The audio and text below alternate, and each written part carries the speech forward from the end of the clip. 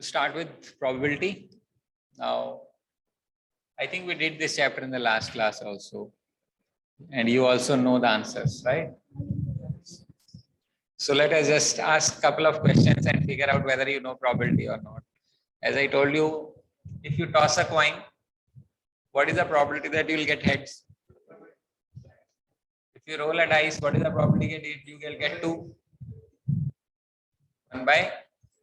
So you know probability, that's all. So how is probability defined? It is a ratio. Probability is a ratio of what? It's a ratio of favorable cases to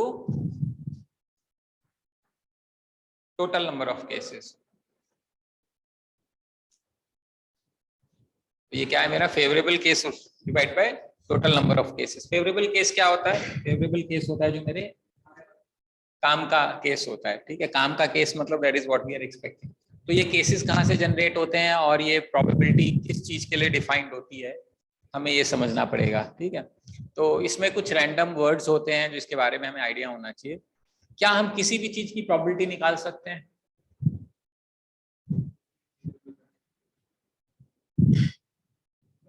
कुछ भी. What is the probability that your head will spin and you'll fall down? What is the probability that this falls breaks my head and you all, if it break it, इस बात 100% कैसे कि वो गिरेगा ही गिरेगा और सिर टूटेगा ही टूटेगा? ऐसा क्या? सिर फूटेगा उसकी प्रोबेबिलिटी ठीक है, लेकिन गिरेगा उसकी क्या प्रोबेबिलिटी है? That means there is a limitation where we can apply probability. So probability is basically defined for what we call as a sample random experiment.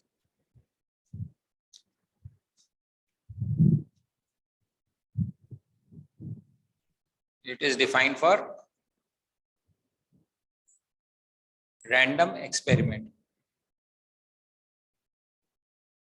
ठीक है, तो जो प्रोबेबिलिटी है वो डिफाइन होती है रैंडम एक्सपेरिमेंट के लिए. क्या होता है रैंडम एक्सपेरिमेंट? किसको बोलते हैं?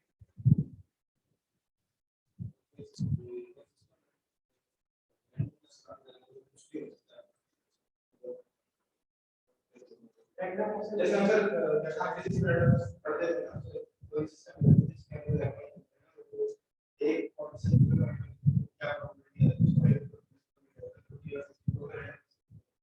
अच्छा, मतलब ऐसे ही चलते फिरते एक्सपेरिमेंट कर रहे हैं, छेड़ दिया किसी को चलते फिरते रैंडम, ऐसा मतलब है ना? ऐसा नहीं है. Random experiment means an experiment whose all possible outcomes are known to us in advance. However, which outcome is going to occur is not known to us. That is a random experiment. जैसे कि when you toss a coin, we know the outcome. What are the outcomes? तभी हम उसकी probability study करते हैं. लेकिन आप ये कह तो सकते ही हो कि सर अगर मिलियन या बिलियन टाइम्स हम सिक्का उछालें, ऐसा भी तो हो सकता है कि वो सिक्का ऐसे आ जाए. आ सकता है ना, एक केस तो बन ही सकता है कि हम सिक्का उछाल रहे हैं और कौन से फिल्म में था वो, शोले में या किसी और फिल्म में, सीधा सिक्का सीधा खड़ा हो जाए. तो जब हम प्रोबेबिलिटी पढ़ते हैं तो क्या हम वो केस लेंगे? हम वो केस नहीं लेंगे, because probability is defined for random experiments only. ऐसा भी हो सकता है हम डाइस रोल करते हैं तो 1 आएगा, 2 आएगा, 3 आएगा. क्या पता है हमने ऐसे डाइस रोल करी, एक सिचुएशन ऐसे आ जाए कि वो ऐसे टिल्टेड खड़ा हो जाए, जस्ट सफिशिएंट एनर्जी मिली कि वो बैलेंस हो जाए, ना इधर गिरे ना इधर गिरे. वो तो ये भी सकता है. बट अगर ऐसा होता, क्योंकि ये प्रैक्टिकल पॉसिबिलिटी है, तो हमारी जो प्रोबेबिलिटी डेफिनेशन या प्रोबेबिलिटी का जो सिस्टम है वो गड़बड़ हो जाएगा. तो प्रोबेबिलिटी की अपनी एक लिमिटेशन ये है कि हम उसी के लिए प्रोबेबिलिटी को आइडेंटिफाई कर सकते हैं, निकाल सकते हैं, जिसमें हम श्योर हैं कि यही आउटकम्स आएंगे. और अगर हम श्योर नहीं है तो अज्यूम तो कर ही लेंगे कि भाई इन्हीं आउटकम्स के बारे में हम बात कर रहे हैं. समझ में आ रहा है?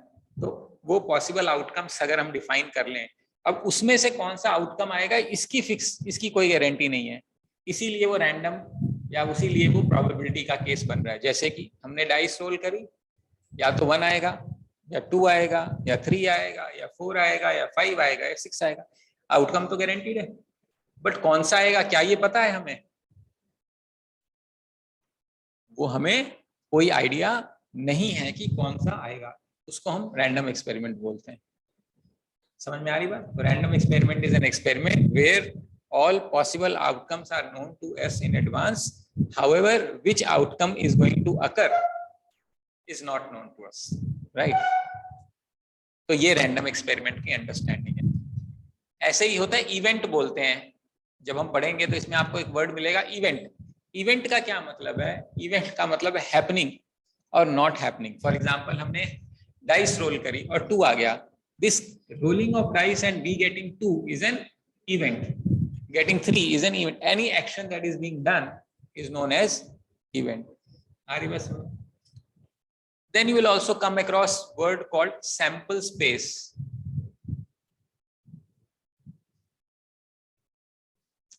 You will come across something which is known as sample space. So what is a sample space?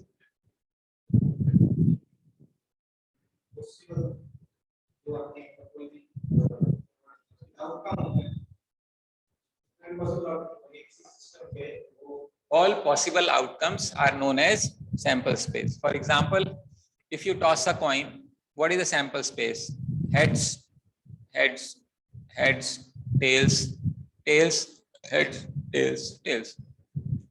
So let's say you toss 2 coins. So what are the possibilities? These possibilities are heads, heads, heads, heads, tails, heads, tails, tails. ये सारी possibility है। ये सारी possibility को हम क्या बोलते हैं? Sample space. इन एक्टिविटी को लाने को हम क्या बोलते हैं? इवेंट। नहीं, क्योंकि हमने या तो 2 सिक्के उछाले, ये कह दो, या हमने एक सिक्को 2 बार उछाला, एक ही बात है। मान लो मैंने पहले सिक्का उछाला, वो हेड आ गया, दोबारा उछाला टेल आ गया, ये पॉसिबिलिटी है। पहले उछाला टेल आ गया, दोबारा उछाला हेड आ गया, ये दूसरी पॉसिबिलिटी है। ठीक है, so these are all possibles that can happen when you are flipping a coin twice or you are flipping 2 coins simultaneously. These are the possibilities. इसको हम sample space बोलते हैं। ऐसे ही आपको एक वर्ड कहीं कहीं मिलेगा जिसको बोलते हैं mutually exclusive.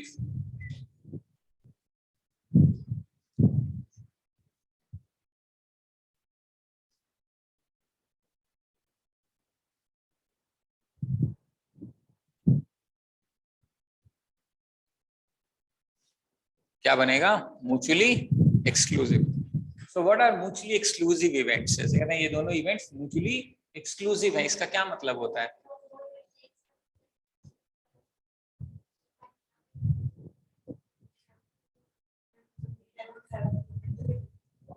Happening of one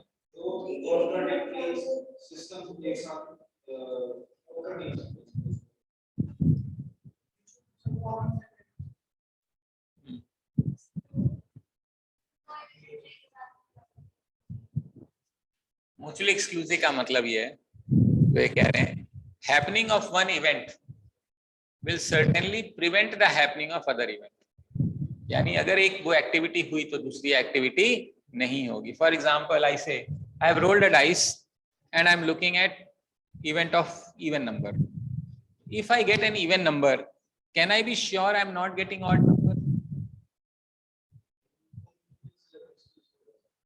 यानी मैंने ये कहा कि मैंने डाइस रोल करी और 1 आया मान लो, क्या मुझे ये बताने की जरूरत है कि 2 नहीं आया, 3 नहीं आया, 4 नहीं आया, 5 नहीं आया, 6 नहीं आया? क्यों? क्योंकि अगर 1 आ गया तो और कुछ नहीं आ सकता। समझ में आ रहा है?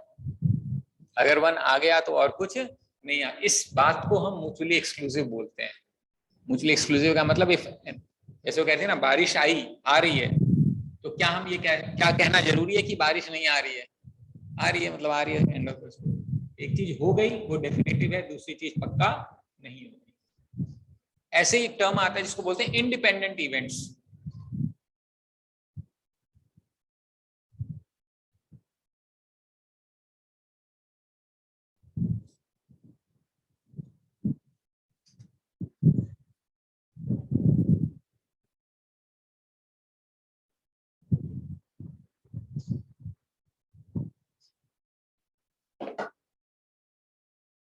ठीक है, इसको क्या बोलते हैं? Independent events. ये क्या होते हैं इंडिपेंडेंट इवेंट्स?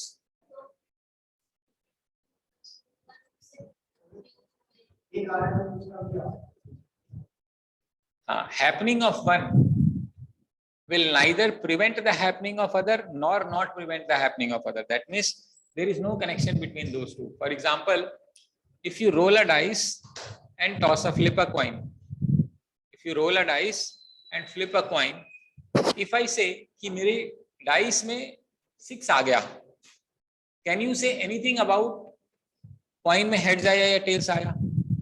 हम कुछ भी नहीं कह सकते. क्यों नहीं कह सकते? क्योंकि हेड्स और टेल्स आना और डाइस पे 1 2 3 4 5 6 आना में आपस में कोई कनेक्शन नहीं है.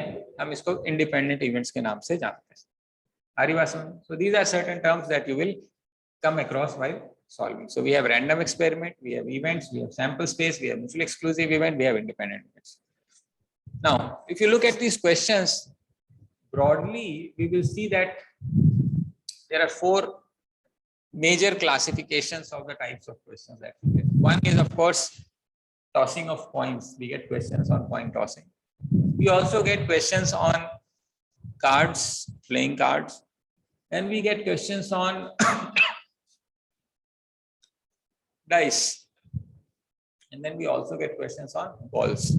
So these are broad classifications where we can expect our questions. Let us get into some more details in terms of, let's say tossing of coins. Let's say what are the possible questions that we may have. We are going to first take sample space route. Let's say I have tossed 3 coins.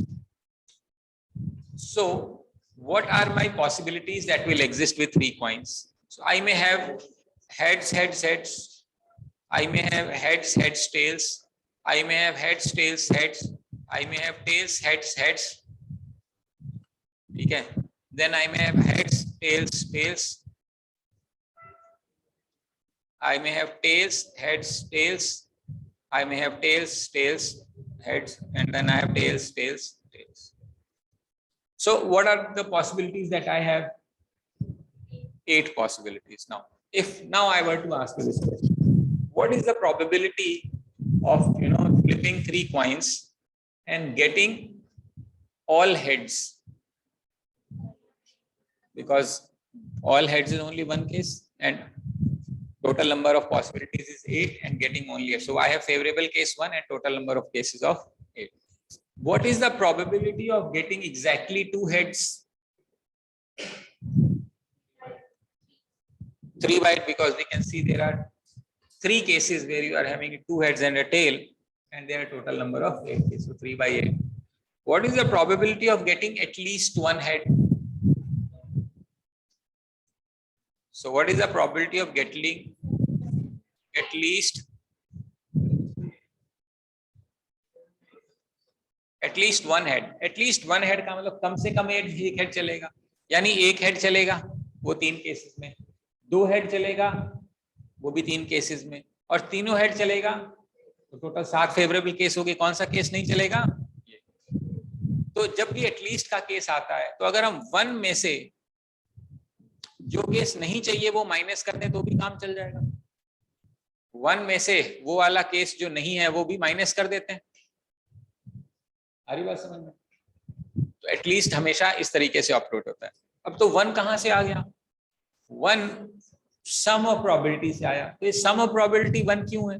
क्योंकि हमारी probability की definition थी favourable cases by total number of cases. तो favourable case, total number of case क्या होगा? Favourable case plus unfavourable case. तो अगर मान लो, let me ask you this question, what is your probability of getting into AIIMS?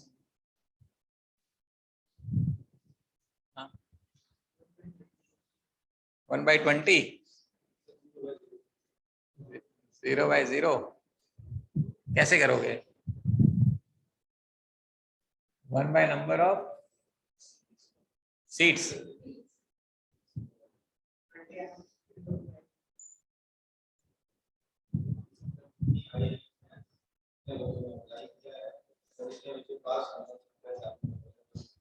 हाँ, तो वही तो पूछ रहा हूँ. 2 लाख बच्चे पेपर देते हैं और बताओ 5000 सीटें हैं.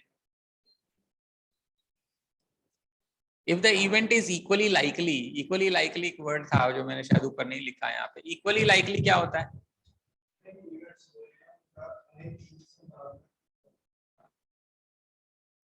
अगर इक्वली लाइकली इवेंट्स हैं, जैसे कि हमने डाइस रोल करी, तो सारे एक आने की संभावना उतनी है जितनी दो आने की।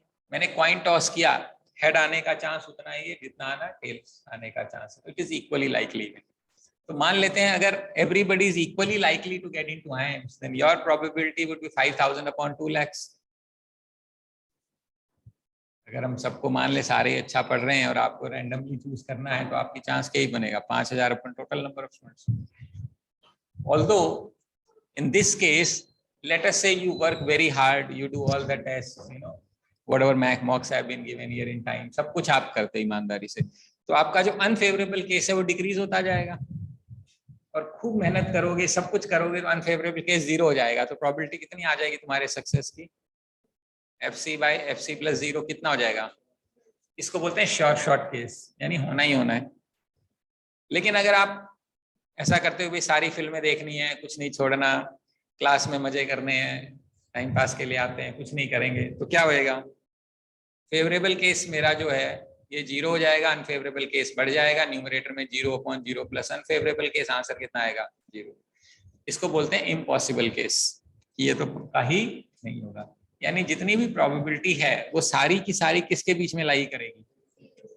0 से। यानी इस चैप्टर के सारे आंसर्स 0 से 1 के बीच में होने चाहिए।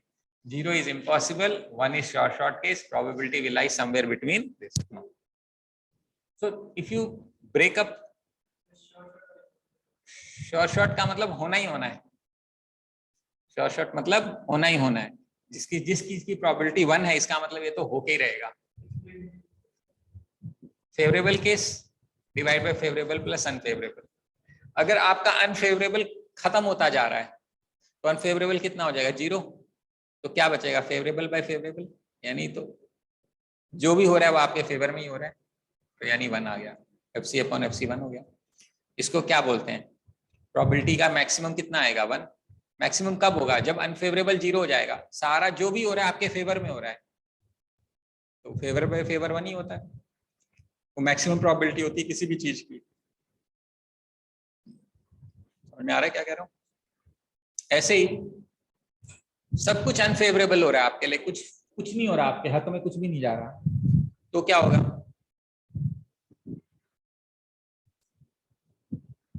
0 आ जाएगा।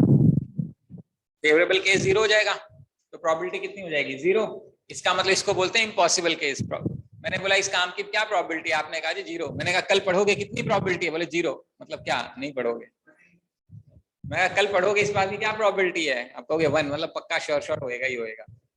लेकिन एक्चुअल बात क्या होती है? Somewhere in between.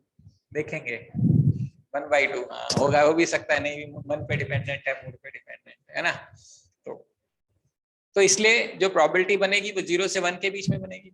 अगर किसी चीज के होने की प्रोबेबिलिटी कुछ है, तो ना होने की प्रोबेबिलिटी टोटल में से माइनस करेंगे तो काम चल जाएगा। यानी कोई भी चीज अगर क्या है, या तो कोई चीज होगी या कोई चीज नहीं। होने की प्रोबेबिलिटी मान लो 1/4 है, तो ऑब्वियसली ना होने की प्रोबेबिलिटी कितनी हो गई? 3/4, यानी टोटल 1 होना चाहिए। या फिर होने की प्रोबेबिलिटी 1/4 है, तो ना होने की प्रोबेबिलिटी 1 में से माइनस कर दोगे तो भी काम चल जाएगा। तो 1 में से माइनस करोगे तो एटलीस्ट का जब कंडीशन आती है, जनरली एटलीस्ट का जब क्वेश्चन आता है, तो हम जनरली ये वाला यूज कर लेते हैं कि ना हो, जो हमें नहीं चाहिए। एटलीस्ट का मतलब कम से कम एक हेड। यानी हमें कौन सा केस नहीं चाहिए? 0 हेड वाला केस नहीं चाहिए। 0 हेड का एक ही केस बनेगा, टेल्स टेल्स टेल्स, तो वो नहीं चाहिए। तो 1 में से माइनस करोगे तो आपका आंसर आ जाएगा। इसमें कोई डाउट? ठीक है, तो ये मेरा बनेगा आपका एटलीस्ट। अगर मैं बोलता हूं I need at most to 1 head, तो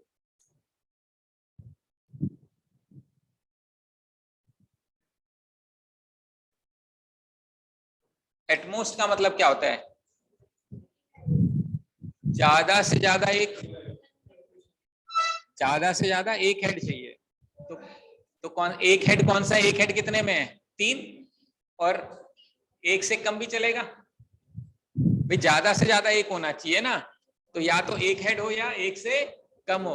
तो 0 वाला केस चलेगा और 1 वाला केस चलेगा। तो एटमोस्ट में कितने हेड्स आ गए? 4। भाई ज्यादा से ज्यादा एक हेड होना चाहिए। किसमें ज्यादा से ज्यादा एक हेड?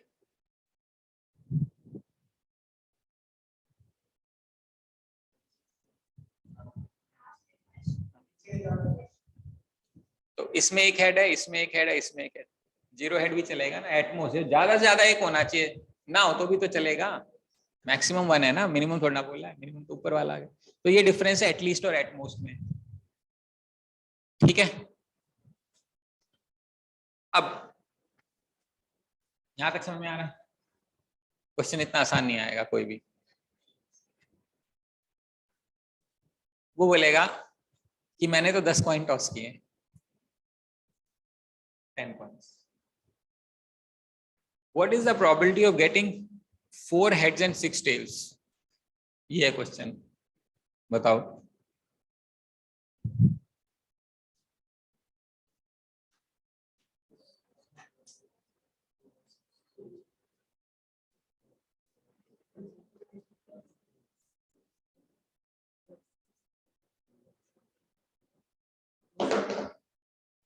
अब सवाल ये है कि 10, यहां तो हमने बना लिया सैंपल स्पेस, अब वहां कैसे बनाएंगे, पंगा है।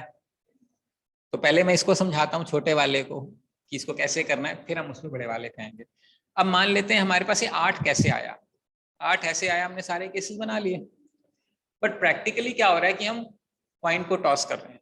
जब एक कॉइन टॉस करेंगे कितनी पॉसिबिलिटीज हैं? 2, या तो हेड आएगा या टेल। दूसरे कॉइन में कितनी पॉसिबिलिटी है? 2। और तीसरे कॉइन में कितनी पॉसिबिलिटी है? 2। तीनों कॉइन टॉस करने हैं। ये तो हो गया टोटल नंबर ऑफ केसेस। ये बात समझ आती है? अब मान लो मैंने कहा what is the probability of getting exactly 2 heads. मैंने क्या बोला, हमें क्या चाहिए? 2 हेड चाहिए, यानी कि मेरे पास हेड्स हेड्स टेल्स। बेसिकली तो इसके सारे पॉसिबल कॉम्बिनेशंस चलेंगे। बनाने को तो मैं फिजिकली बना सकता हूँ हेड्स टेल्स, लेकिन हमें ये तो नहीं बनाना ना, ये तो सीखना है कि ये 3 कैसे आए। बेसिकली ये वही वाला क्वेश्चन है मिसिसिपी वाला, जहां 3 लोगों को 3 कुर्सी पे बिठाना है। कितने तरीके से बिठा सकते हो 3 लोगों को? 3 फैक्टोरियल डिवाइडेड बाय 2 फैक्टोरियल। क्यों? क्योंकि ये कॉमन हो गया। मिसिसिपी याद है, 11 लेटर का वर्ड बनाना था, तो 11 फैक्टोरियल डिवाइड बाय 4 फैक्टोरियल, क्योंकि जो रिपीट हो रहा है वो डिवाइड करना पड़ेगा। तो कितना आंसर आ रहा है? 3 into 2 factorial divided by 2। Cut जाएगा तो आंसर कितना आ गया? 3। तो मेरे काम के कितने केसेस हैं? 3। कितने में से? 8 में से। ये मेरा आंसर है। कुछ समझ में आ रहा है? ये वही था, what is the probability of getting exactly 2 heads? 2 heads, 2 head 1 tail. सारे अरेंजमेंट कैसे होंगे? 3 चीजों को 3 अरेंजमेंट करने के लिए 3 फैक्टोरियल होता है, पता है? जो रिपीट होता है उसे डिवाइड करते हैं। ठीक। अब मेरा क्वेश्चन क्या था? मेरा क्वेश्चन ये था कि मेरे पास 10 कॉइन्स हैं, मैंने 10 बार टॉस किया, तो टोटल प्रोबेबिलिटी कितनी हो जाएगी?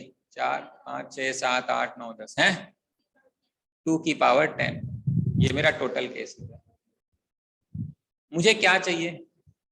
6 हेड चाहिए और 4 टेल चाहिए, यही बात है। इसको कितने तरीके से अरेंज किया जा सकता है? 10 फैक्टोरियल, 10 लोग होते, 10 तरीके से अरेंज करते हैं, लेकिन उसमें से 6 एक तरह के हैं और 4 एक तरह के हैं, तो टोटल केसेस ये बनेंगे। तो मेरे फेवरेबल केसेस हैं 10 factorial divided by 6 factorial into 4 factorial whole divided by 2 की पावर 10। ये है probability of getting exactly 6 heads and 4 tales.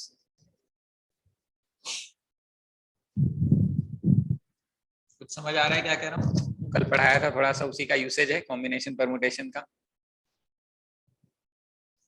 अगर उसने बोल दिया what is the probability of getting at least 6 heads,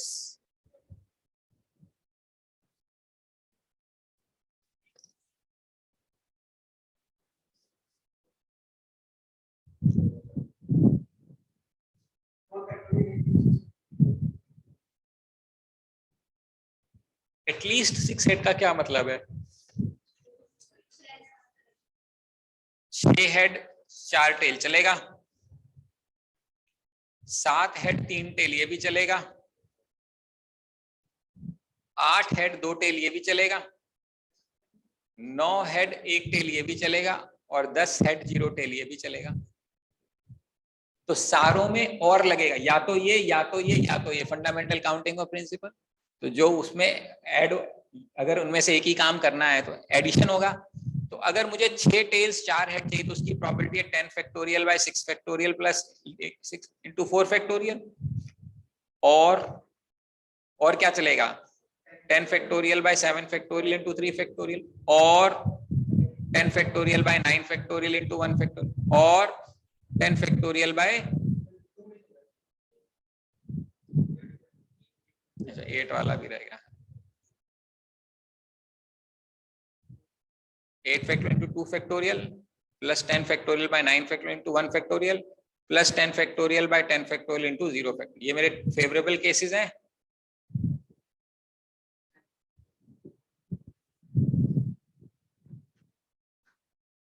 आ रही बात समझ में? ऐसी फीलिंग आ रही है ना प्रोबेबिलिटी थोड़ी देख देख के, ऐसा आएगा।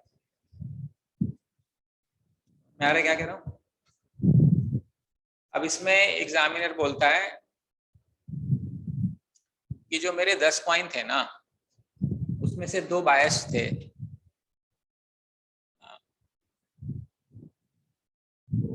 शोले की तरह अमिताभ बच्चन वाले कॉइन थे, वो हमेशा ऐड आते हैं। ठीक, 10 कॉइन में से 2 कॉइन बायस थे।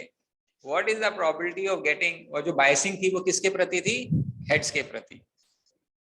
वो तो head. What is the probability of getting 6 heads and 4 tails? कैसे करोगे? You are flipping 10 coins. Out of those 10 coins, 2 coins are biased. And those biased coins will always be heads. What is the probability of getting 6 heads and 4 tails?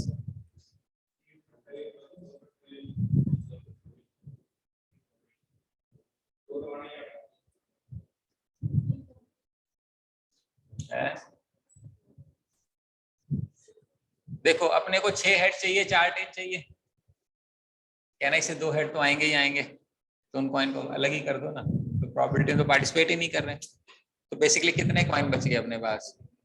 8 total cases ये। अब 8 coin में से 4 head चाहिए, 4 tell चाहिए। क्यों? क्योंकि 2 तो आ ही गए। ये बायस्ड कॉइन का क्वेश्चन हो जाएगा आपका। कुछ समझ आ रहा है क्या कह रहा हूँ? हाँ, आया समझ में?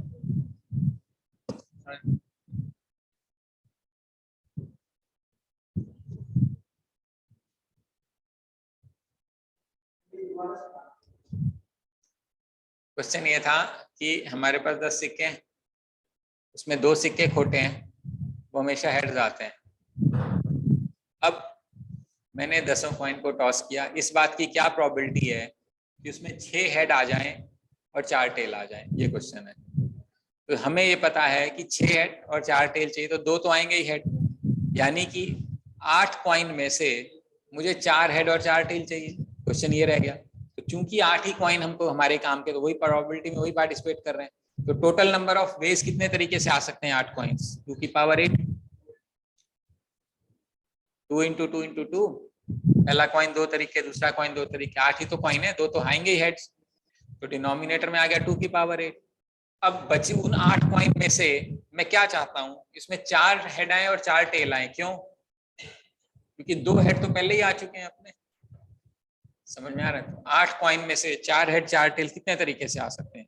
8 factorial divided bye 4 factorial into 4। ठीक है, मेकिंग सेंस?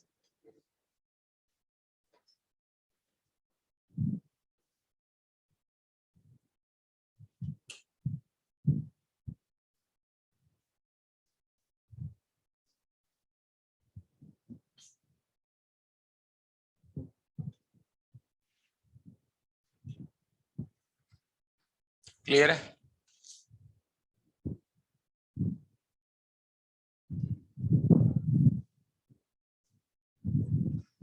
ओके।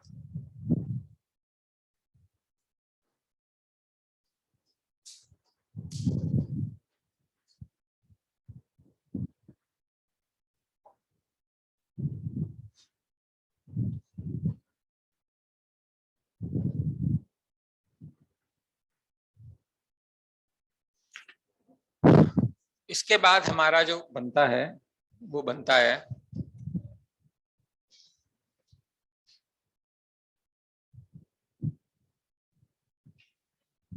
क्वेश्चंस हमारे बनते हैं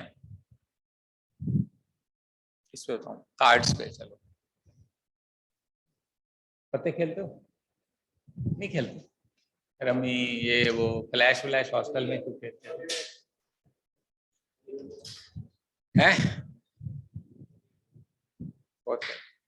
कार्ड्स, तो कार्ड्स पे क्वेश्चन आते हैं, ताश के पत्तों पे। उसको डेक बोलते हैं, डेक ऑफ 52 कार्ड्स। कितने पत्ते होते हैं? 52। उस 52 पत्ते में 4 सूट्स होते हैं, उनको सूट बोलते हैं। कौन कौन से सूट्स होते हैं? Spades, clubs, diamonds and hearts. तो spade, Hukum,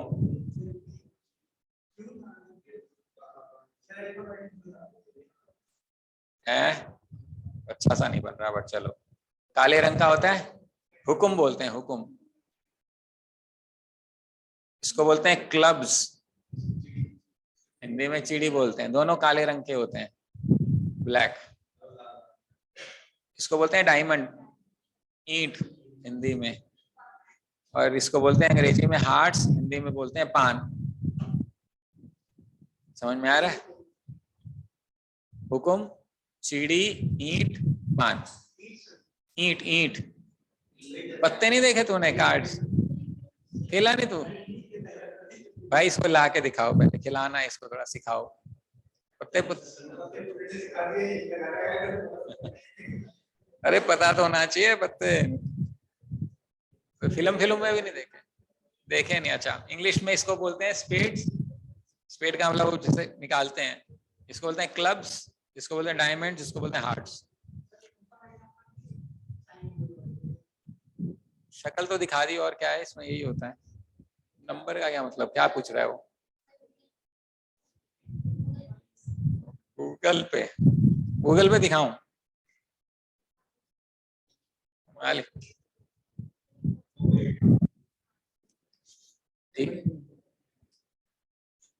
So in a card, deck of cards, there are 52 cards. These 52 cards are divided into 4 suits. So 4 suits are spades, clubs, diamonds and hearts.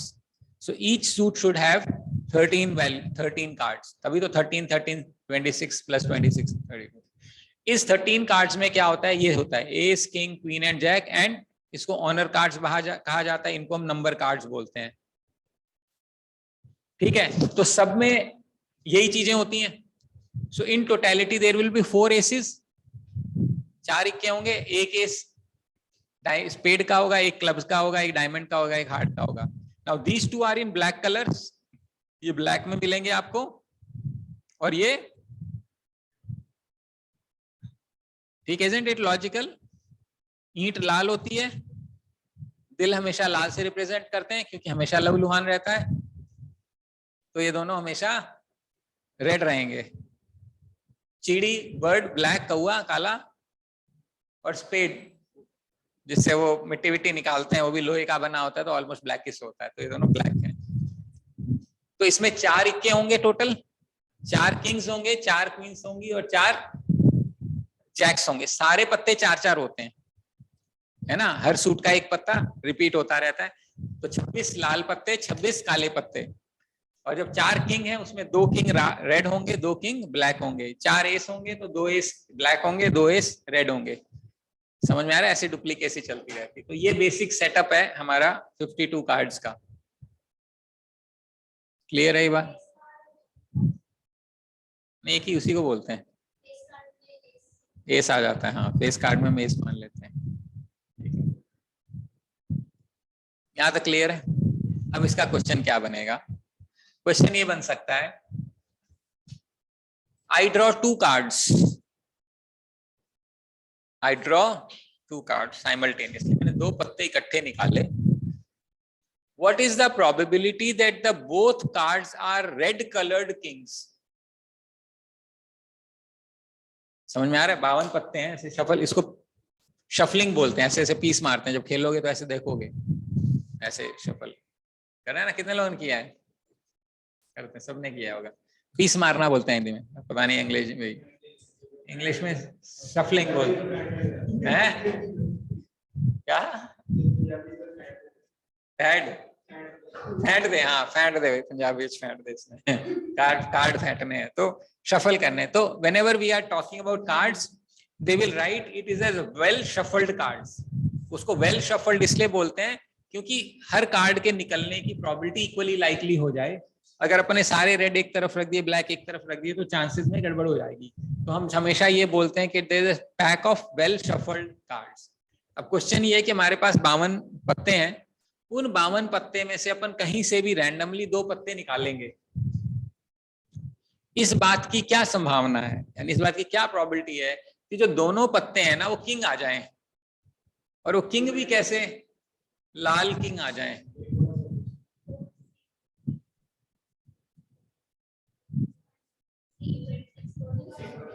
है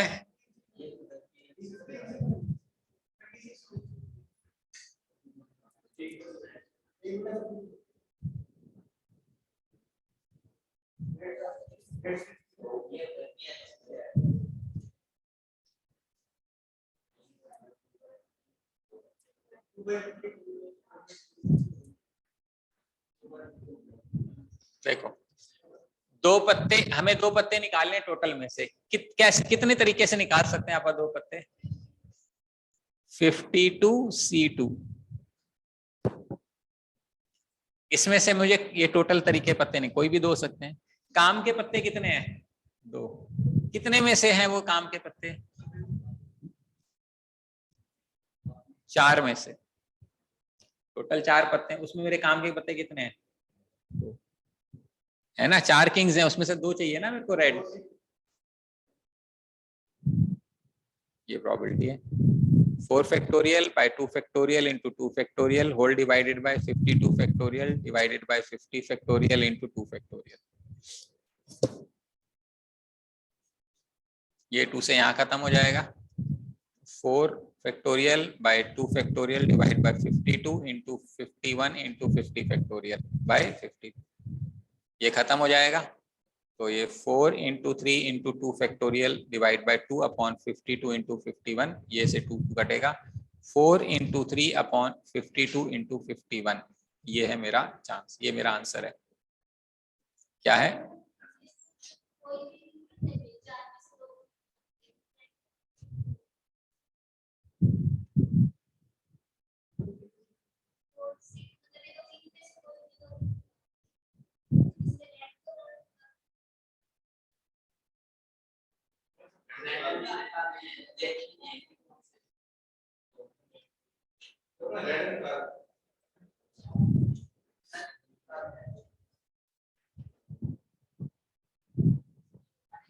तभी तो ये probability है।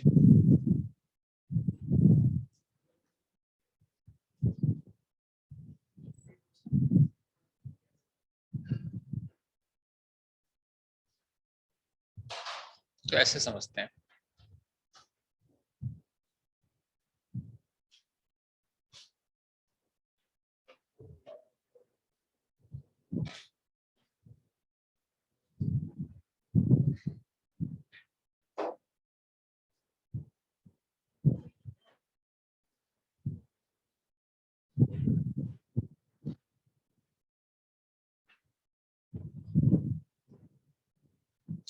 ये है, ये 4C2 जो हमने लिया है, ये तो कोई भी 2 पत्ते आ गए, यही कह रही ना। हाँ मतलब ये क्वेश्चन इसका both the cards are red नहीं आएगा, ये कि both the cards are king, what is the probability that you have taken out 2 cards such that both the cards are kings, ये बनेगा।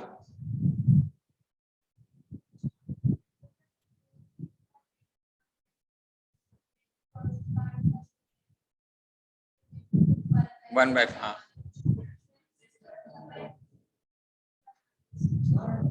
ये दोनों रेड कलर का नहीं है, ये बोथ द कार्ड्स किंग है, उसका है, ठीक है। ये आपका आंसर आएगा 2 कार्ड्स आर किंग्स। लेकिन अगर हमें दोनों रेड चाहिए, तो दो रेड कलर कार्ड, दो ही तो है मेरे पास, तो न्यूमरेटर मेरा बनेगा 2C2। न्यूमरेटर क्या बनेगा, because I need both red coloured cards, so 2C2 divided by 52C। समझ में आ रही बात? तो 2C2 कितना बनेगा,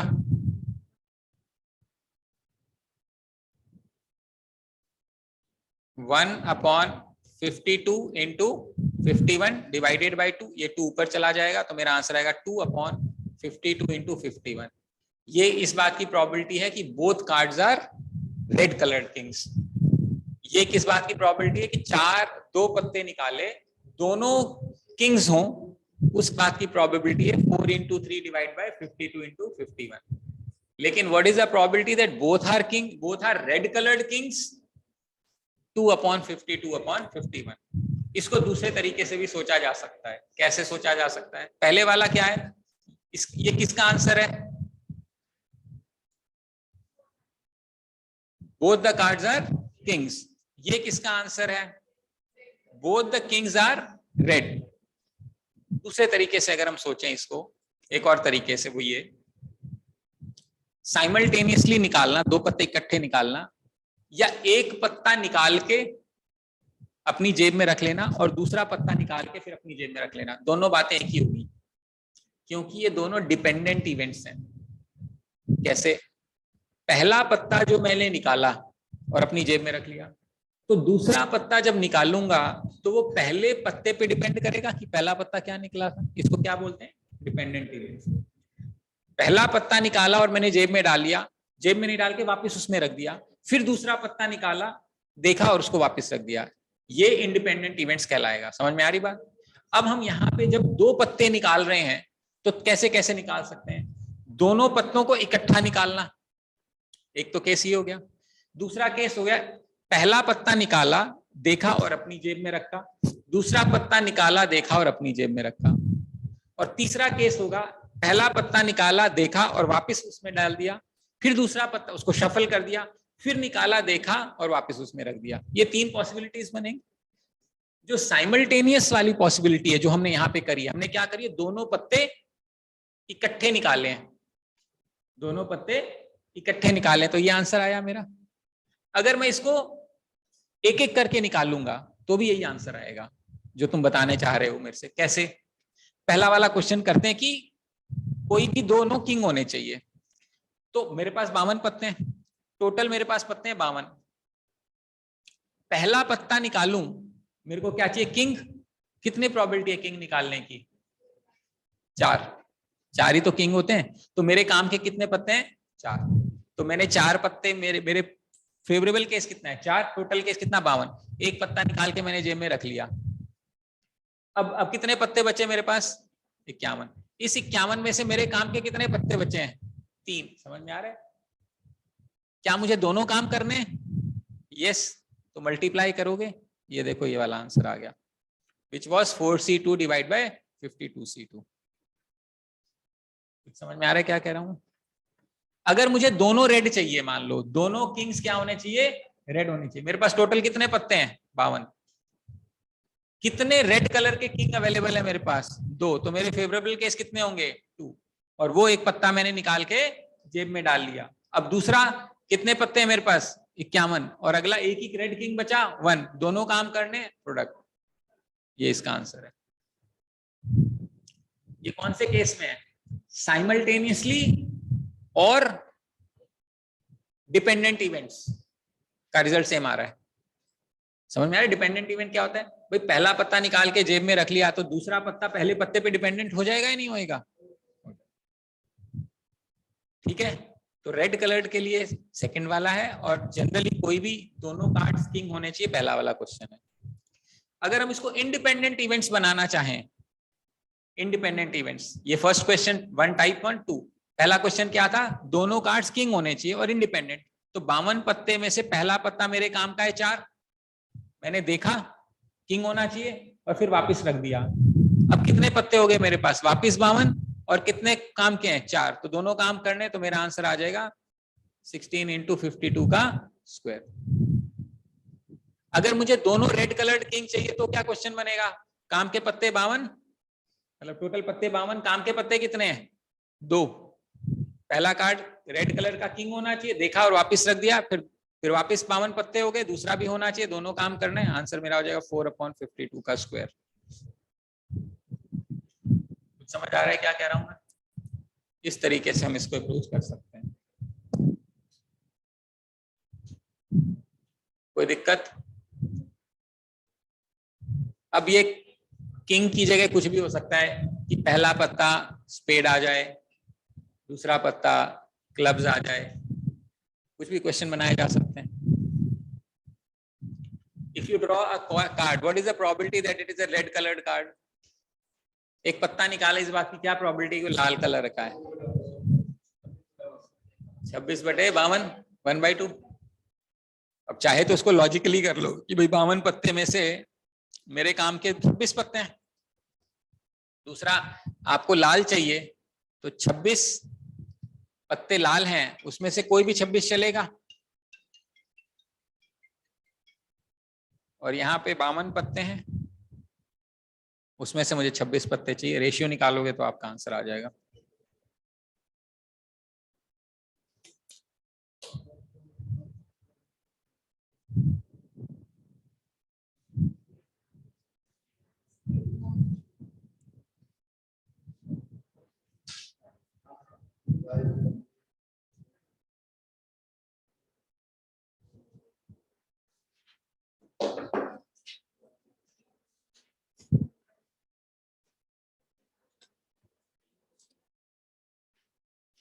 कुछ समझ में आ रहा है यहां तक?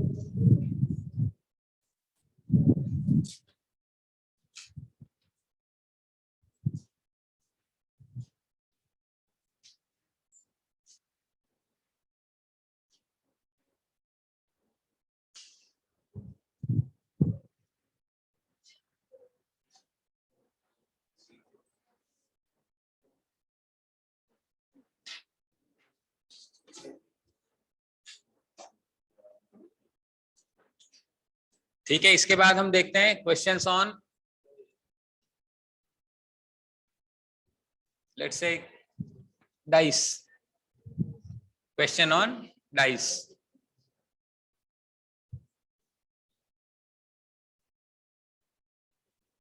डाइस क्या होता है? डाइस जो हम खेलते हैं लूडो टाइप गिट्टा, उसमें या तो 1 होता है, या 2 या 3 या 4 या 5 या 6। तो ऑब्वियसली इसके अंदर जो प्रोबेबिलिटी में रूल्स होते हैं, जो फंडामेंटल काउंटिंग और प्रिंसिपल्स होते हैं, सेम रूल इसमें भी लगते हैं। जैसे कि प्रोबेबिलिटी ऑफ ए और बी क्या होएगा?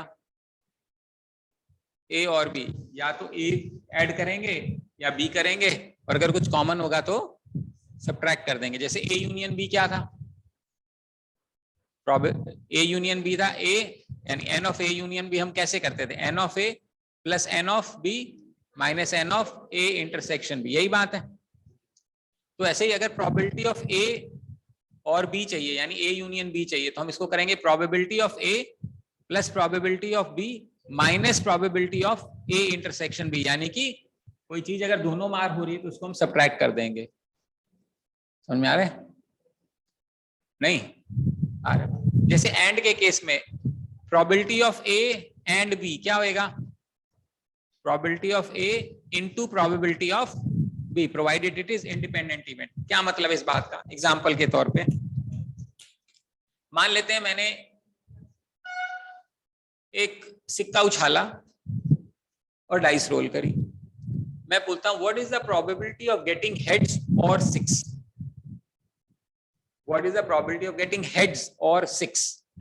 मैंने दो काम किए, सिक्का उछाला और डाइस रोल की। मुझे क्या चाहिए? प्रोबेबिलिटी ऑफ गेटिंग 6 और हेड्स, ये चाहिए। तो प्रोबेबिलिटी ऑफ 6 क्या होगी? प्रोबेबिलिटी ऑफ हेड क्या होगी? ऐड करना है। क्या इसमें कुछ कॉमन इवेंट है?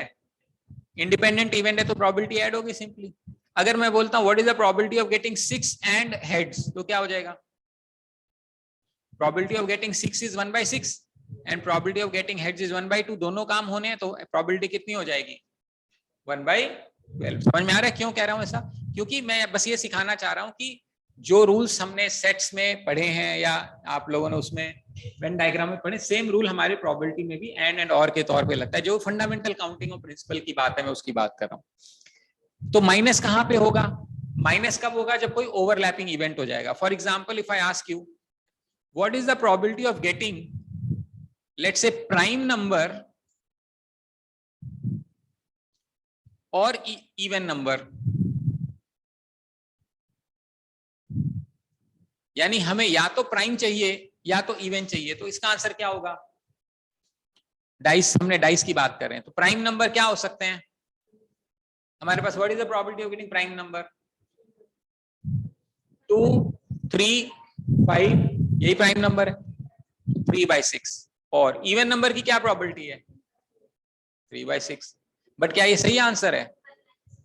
इसमें जो कॉमन इवेंट है, कॉमन इवेंट क्या है? नंबर प्राइम भी हो गया एंड इवन भी हो गया, वो एक केस है। उसकी क्या प्रोबेबिलिटी है? 1/6। उसकी क्या प्रोबेबिलिटी है? 1/6। तो ये हमें नहीं चाहिए, तो मेरे काम के कितने होगी प्रोबेबिलिटी? 5/6। ये n of a union b minus a intersection b, मैं ये समझाना चाह रहा हूं। समझ में आ रहा है? भाई प्राइम नंबर आ जाए या इवन नंबर आ जाए, तो हमारे अगर मैं इसको सैंपल स्पेस से बताऊं, ठीक है, सैंपल स्पेस में क्या बनेगा? प्राइम नंबर है मेरे पास 2, 3, 5 और मुझे इवन नंबर चाहिए 2, 4, 6। ये मेरे काम के हैं। टोटल 6 में से मेरे काम के सारे होने चाहिए।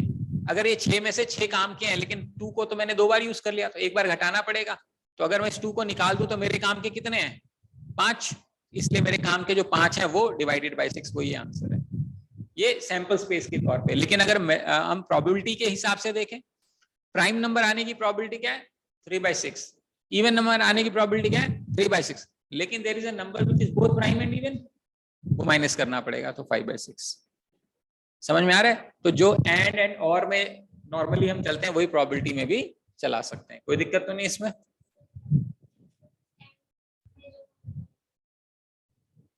एंड में कॉमन वाला case,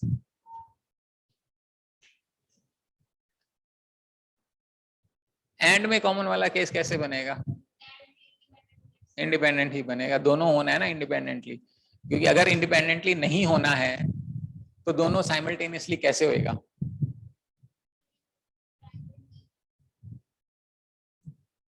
what is the probability that the number is both prime and even? तो इस केस में एक ही नंबर है हमारे काम का, 1/6। The number has to be prime and even number. So मेरा एक ही उसमें जो रिजल्टेंट है वो तो 1/6 आ जाएगा ना।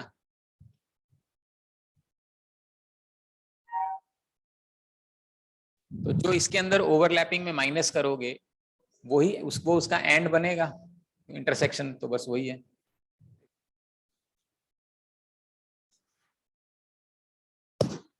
ठीक। और इसके अंदर अब मैं आता हूं डाइस पे।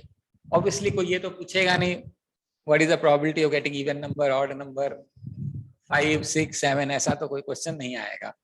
तो कम से कम जो क्वेश्चन आएगा वही आएगा कि you roll 2 dice, what is the probability that the sum is 7 on the 2 dice? समझ में आ रही बात? So you roll 2 dice, what is the probability that you get a 7? तो अब इसको कैसे अप्रोच करेंगे, पहले हम लॉजिकली समझने की कोशिश करते हैं। मान लेते हैं डाइस 1 है और डाइस 2 है। टोटल पॉसिबिलिटीज कितनी है मेरी? पहली डाइस पे 6 तरीके से आ सकता है, दूसरी डाइस पे 6 तरीके, 36 तरीके। टेक्निकली स्पीकिंग 1, 1, 1, 2, 1, 3 ऐसे जाएगा 6 तक, फिर 2, 1, 2, 2 6 तक, फिर 3, 1, ऐसे कितनी हो सकती हैं? 36 हो सकते हैं। समझ में आ रहा है? बनाने की तो जरूरत नहीं है ना केसेस, हम अपने सिर्फ अपने काम के केस बनाना चाहते हैं। हमारे काम के केस क्या है? हमें सम चाहिए 7, यानी D1 प्लस D2 की वैल्यू मुझे चाहिए 7। तो कैसे हो सकती है? 1, 6, 2, 5, 3, 4, 4, 3, 5, 2, 6। कितने हो गए? 1, 2, 3, 4, 5, 6। मेरे काम के हैं 6, तो प्रोबेबिलिटी होगी 1/6। So the sum on 2 dice is 7। इस बात की प्रोबेबिलिटी कितनी है? 1/6। अगर मैं कोई पूछ ले what is the probability of getting at least 7। अब दिक्कत क्या आएगी? एटलीस्ट 7, यानी D1 प्लस D2 7 हो ये भी चाहिए, D1 प्लस D2 8 हो ये भी चाहिए, इसका सम 9 हो ये भी चाहिए, 10 भी चाहिए, 11 भी चाहिए, 12 भी चाहिए, सारे बनाने पड़ेंगे, सबको जोड़ना पड़ेगा, डिवाइड बाय 36 करना पड़ेगा। ये समझ में आ रही बात? बट हम ऐसा नहीं करना चाहते। कैसे? 7 से कम में भी तो वो तो मिनिमम 2 बनाना पड़ेगा, 3 बनाना पड़ेगा, 4 बनाना पड़ेगा, 5, उतना ही मेहनत हो गई। देखिए मिनिमम सम कितना बनता है? 2 डाइस पे मिनिमम सम बनेगा 2। सम 3 भी बन सकता है, सम 4 भी बन सकता है, 5 भी बन सकता है, 6 भी बन सकता है, 7, 8, 9, 10, 11, 12, और कुछ बन सकता है? देखो 2 कितने तरीके से बनता है? एक तरीके से 1 1 आ जाए। 3 कितने तरीके से बनेगा? या तो 1 + 2 आ जाए या 2 + 1 आ जाए, 2 तरीके से।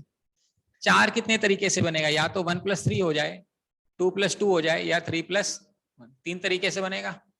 5 कितने तरीके से बनेगा? 1 2 3, 5 कितने तरीके से बनेगा? 4। 6 कितने तरीके से बनेगा? 7 कितने तरीके से बनेगा? 6। 8 कितने तरीके से बनेगा? जमा ही मतलब लगा लिए क्या तुम? 5 4 3 2 1, तुम तो 12 एक ही तरीके से बनेगा ना, 6 + 6 आ जाए तो ये ऑर्डर में चलेगा। तो अब अगर आपको एटलीस्ट 7 चाहिए, यानी ये वाला, ये वाला, ये वाला, ये वाला, ये सारे चाहिए, तो यहां से यहां तक काम क्या है? 1 + 6, 1 से लेके 6 तक, n × n + 1/2, समेशन 6 करना है ना, याद है समेशन 6, n × n + 6 × 7/2, तो कितना बन जाएगा? 21। नहीं तो जोड़ लेना। तो मेरे काम के 21 कितने में से 36, ये मेरा आंसर होगा। ये इसका शॉर्टकट है। समझ में आ रहा है क्या कह रहा हूँ? क्या कह रही है?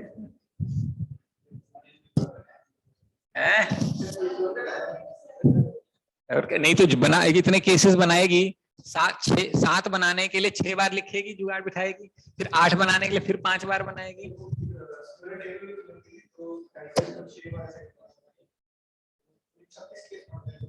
तो भाई क्यों बनाएगा? 36 कम में काम चल रहा है अपने को।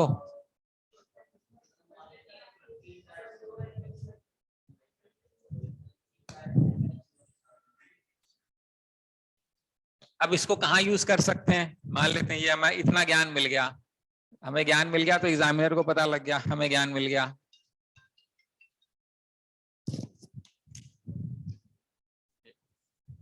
हेलो, हाँ जी, गुड नोट सर। बस अभी क्लास मेरी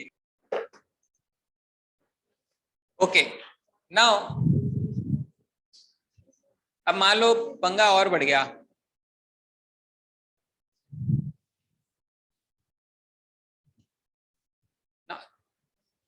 अब अगर इसको बनाने लगे तो 11 तो कई तरीके से बनेगा। कैसे कैसे बनेगा? 1 1, इस पे लाना पड़ेगा 9, तो मैक्सिमम इस पे क्या बन सकता है मेरे पास? 6। 6 का मतलब इन दोनों पे बनाना पड़ेगा 5। 5 कैसे बनेगा? 1 4 2 3 3 2 5 1 6 6 6। समझ में आ रहा है?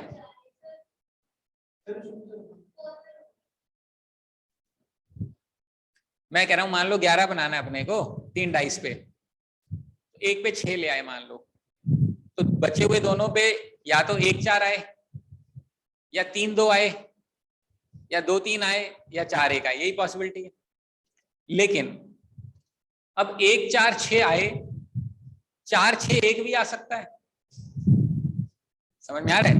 1 4 6, 1 6 4, 4 1 6, 4 6 4। अच्छा, इस टाइप से सारी पॉसिबल कितने तरीके से आएगा ये? 3 फैक्टोरियल।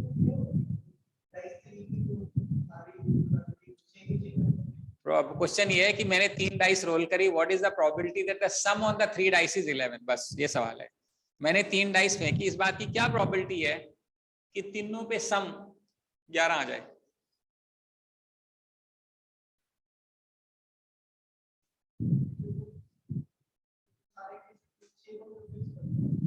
नहीं किया ना, अभी अभी करूंगा ना, यहाँ 5 बनाऊंगा, 5 बना के फिर इसको जुगाड़ूंगा, फिर 4 बनाऊंगा, फिर जुगाड़ूंगा, फिर 3 बनाऊंगा, फिर करूंगा, सारे लूंगा ना, सारे केस बनाऊंगा, वही तो बता रहा हूँ। तो शुरुआत है, शांति हो गई। हाँ, तो 6 इसलिए लिया मैंने। ठीक है, अब आइडियली प्रॉब्लम क्या है कि जब इसमें हमने 6 ले लिया तो ये पॉसिबिलिटीज हो गई 3 फैक्टोरियल, ये। ठीक है, अब अगर मैंने 5 ले लिया तो इन दोनों पे मुझे 6 बनाना पड़ेगा। 6 कैसे बनेगा? 1 5 से बनेगा, ठीक है, 2 4 से बनेगा, 3 3 से बनेगा, ऐसे हमें सारे केसेस बनाने पड़ेंगे। अब मैं ये क्या कर सकता हूं, मैं ये कर सकता हूं कि मान लो मैंने एक डाइस पे 6 फिक्स कर दिया, तो बची हुई 2 डाइस पे हमें 5 चाहिए, और 5 लाने के मेरे पास कितने तरीके हैं? 5 लाने के मेरे पास 4 तरीके हैं। समझ में आ रहा है? तो इस पे 6 हो गया, तो इस पे 5 लाने के मेरे पास 4 तरीके हैं। अगर मैंने इस पे 5 कर दिया तो इस पे मुझे 6 लाना पड़ेगा, मतलब इस पे मैं 6 ले आया तो इस पे 5 लाना पड़ेगा, और 5 लाने के मेरे पास 4 तरीके हैं। इस पे 5 आया तो इस पे 6 चाहिए मेरे को। 6 लाने के मेरे पास कितने तरीके हैं? 5 तरीके।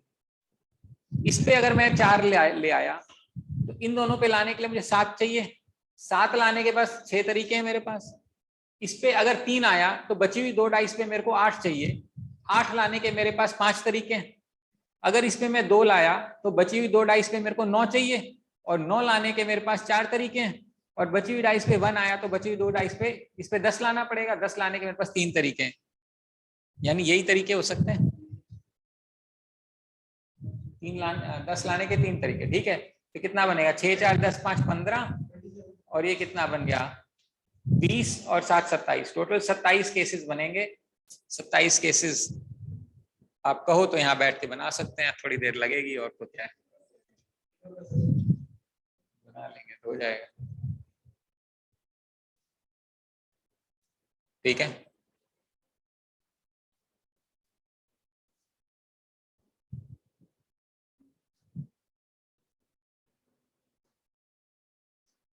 अब अगर मैं इसको दूसरे तरीके से, कई बार एग्जाम में अगर मान लो दिया जाए, तो जैसे एक पॉसिबिलिटी तो इन तीनों के सारे पॉसिबल कॉम्बिनेशन है, और पॉसिबिलिटी क्या, मान लो 5 है। मान लो एक में हमने एक में 5 ले लिया, तो और क्या कॉम्बिनेशन बनेगा? 11 बनाना है तो 6 चाहिए, है ना? तो 6 बनाने के लिए मुझे क्या करना पड़ता है? 2 4। इस पे मैं 4 लूंगा तो वो तो केस ऑलरेडी आ चुका है यहाँ पे, जो 3 फैक्टोरियल, ये भी 3 फैक्टोरियल, तो 6 और 6 12 बन गए। और क्या पॉसिबिलिटीज हैं?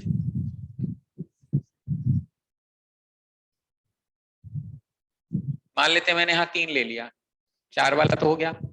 अगर 3 ले लिया तो मुझे 9 बनाना है। ठीक है, 9 और 3 12 नहीं, कितने बनाने? 8 बनाने हैं। 8 बनाने के मेरे पास क्या क्या तरीके हैं?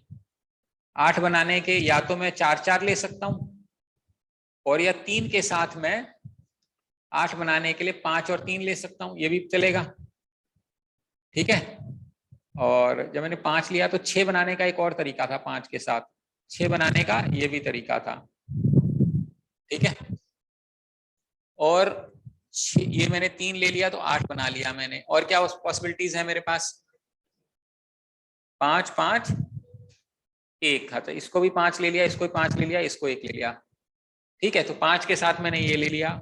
उसके बाद मैं बना सकता हूं, मान लो मैंने 2 ले लिया, तो 2 अगर ये ले लिया तो 9, ये तो बन जाएगा। लेकिन अगर मैंने एक 2 ले लिया, 2 के साथ और क्या बनेगा? 9 बनाने के और कोई तरीके हैं? 4 5 नहीं, और कोई तरीके नहीं।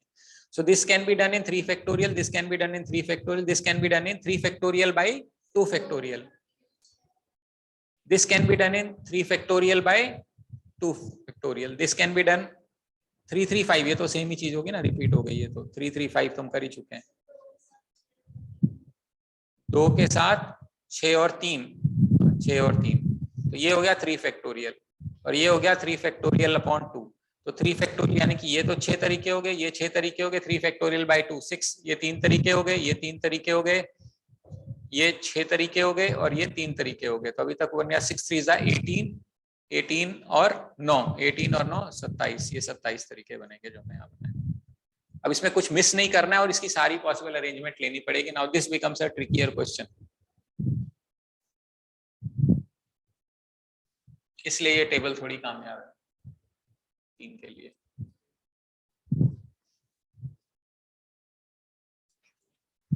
ठीक है, कुछ बात बन रही है यहाँ तक। चौथा क्वेश्चन आता है, चौथा टाइप का जो क्वेश्चन आता है वो आता है बॉल स्पिन। ठीक है,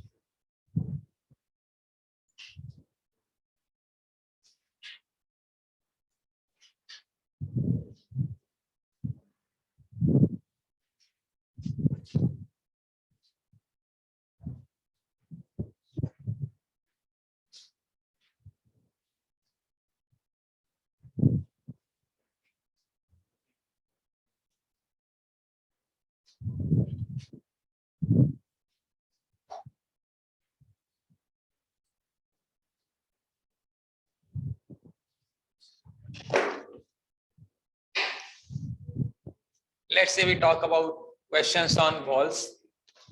Let's say I have 4 red colored ball, 3 blue colored ball and 2 yellow colored balls. ठीक है,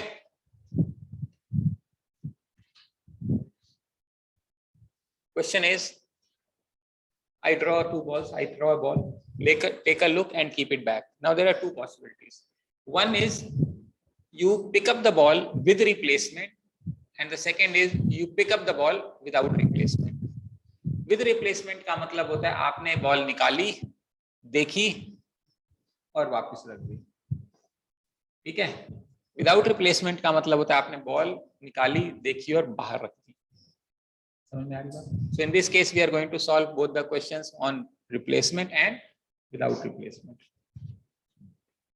So let us say what is the probability of drawing 3 balls such that the first is a red colored ball, second is a blue colored ball and third is a yellow colored ball.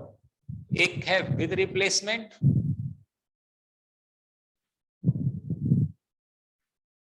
और एक है without replacement.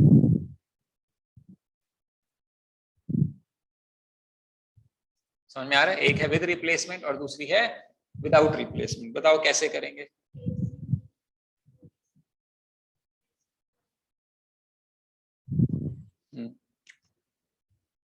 ऐसा कुछ बनेगा?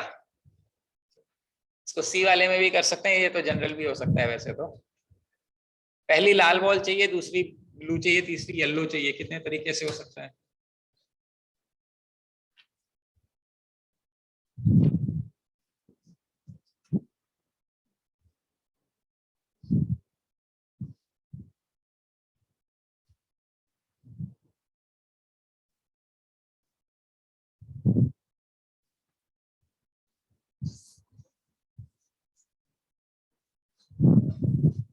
देखो पहली ball लाल चाहिए, कितने अपने काम की कितनी बॉल्स हैं? 4, कितने में से? 9 में से। विद रिप्लेसमेंट कर रहे हैं तो हमने बॉल देखी, वापस रख दी। अब सेकंड बॉल ब्लू आनी चाहिए, कितने काम की बॉल्स हैं? 3, कितने में से? 9 में से। और लास्ट में क्या चाहिए? येलो, 2 काम किए 9 में से, तीनों को मल्टीप्लाई कर दोगे आंसर आ जाएगा। ये विद रिप्लेसमेंट है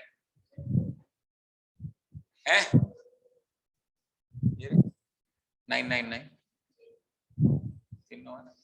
अगर हम विदाउट बोलते हैं तो फर्स्ट बॉल रेड आएगी, उसकी प्रोबेबिलिटी है 4/9, वो बॉल निकाल के हमने बाहर रख दी। सेकंड बॉल ब्लू आए, उसकी प्रोबेबिलिटी क्या है? 3/8, क्योंकि 8 ही बॉल है और हमारे काम की 3 ball. Second third ball blue yellow आए, उसकी प्रोबेबिलिटी क्या है? तीनों काम करने हैं। आ रही बात समझ में? अगर मैं एक क्वेश्चन में बोल देता we have to draw 3 balls, we have to draw 3 balls such that one ball is red, one ball is blue and one ball is yellow. कैसे करते हैं? With replacement, without replacement. अभी क्या है, मैंने 3 बॉल निकाली, एक विद रिप्लेसमेंट, एक विदाउट रिप्लेसमेंट, सच दैट एक बॉल लाल होनी चाहिए, एक नीली होनी चाहिए और एक पीली होनी चाहिए। कैसे करोगे? What is the difference between these two questions?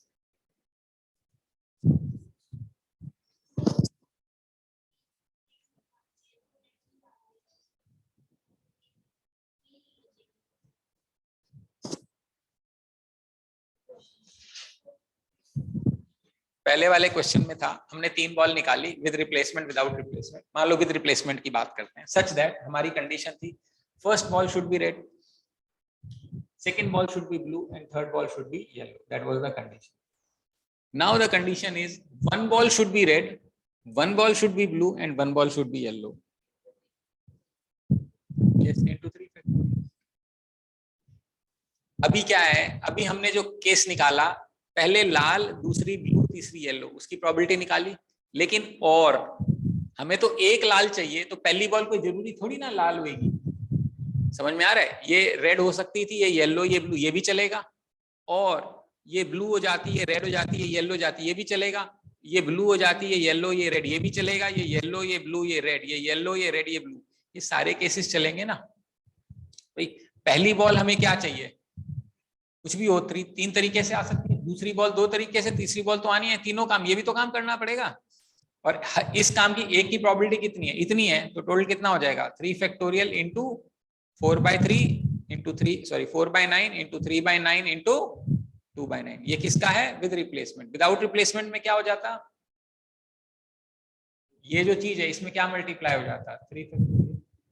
समझ में आ रहा है डिफरेंस क्या? उसमें ऑर्डर फिक्स था, फर्स्ट रेड, सेकंड ब्लू, वो ऑर्डर फिक्स था, वैसे ही आएगा। अगले वाले में ऑर्डर फिक्स नहीं है, वे तो सारे केसेस बनेंगे ना, पहला रेड, दूसरा ब्लू, तीसरा येलो, चलेगा। पहला रेड, दूसरा येलो, तीसरा ब्लू, ये भी चलेगा। पहला ब्लू, दूसरा रेड, तीसरा येलो, ये भी चलेगा। पहला ब्लू, दूसरा येलो, तीसरा रेड, ये भी चलेगा। पहला येलो, दूसरा ब्लू, तीसरा रेड, ये भी चलेगा। पहला येलो, दूसरा येलो, सॉरी पहला येलो, हाँ, दूसरा रेड, तीसरा ब्लू, ये भी चलेगा। ये 6 चलेंगे ना। और का केस लगेगा, दिस और दिस और दिस और दिस, तो 6 बार ऐड हो जाएगा, which is as good as multiplying by 6। In another words 3 factorial, क्योंकि तीनों अरेंजमेंट पॉसिबल है। आ रही बात समझ में? तीसरा क्वेश्चन ये बन सकता है, what is the probability of drawing 3 balls such that all the 3 balls are of same color?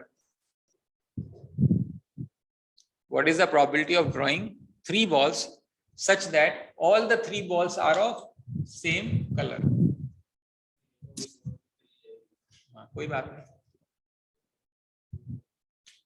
Same colour मतलब पहली बॉल भी रेड है तो दूसरी भी रेड है तो तीसरी भी रेड है। लेकिन कोई जरूरी नहीं है रेड हो, आप ब्लू भी ले सकते हो।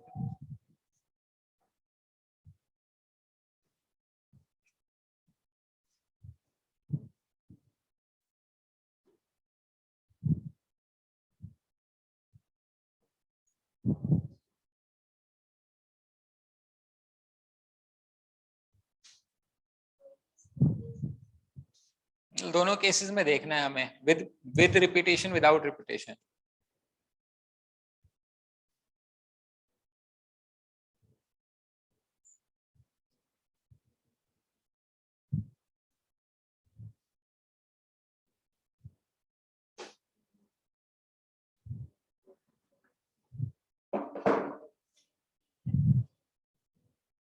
या 3 येलो आएंगे क्यों? ओके, तो दोनों केसेस हैं। मान लेते हैं हम विदाउट रिप्लेसमेंट कर रहे हैं।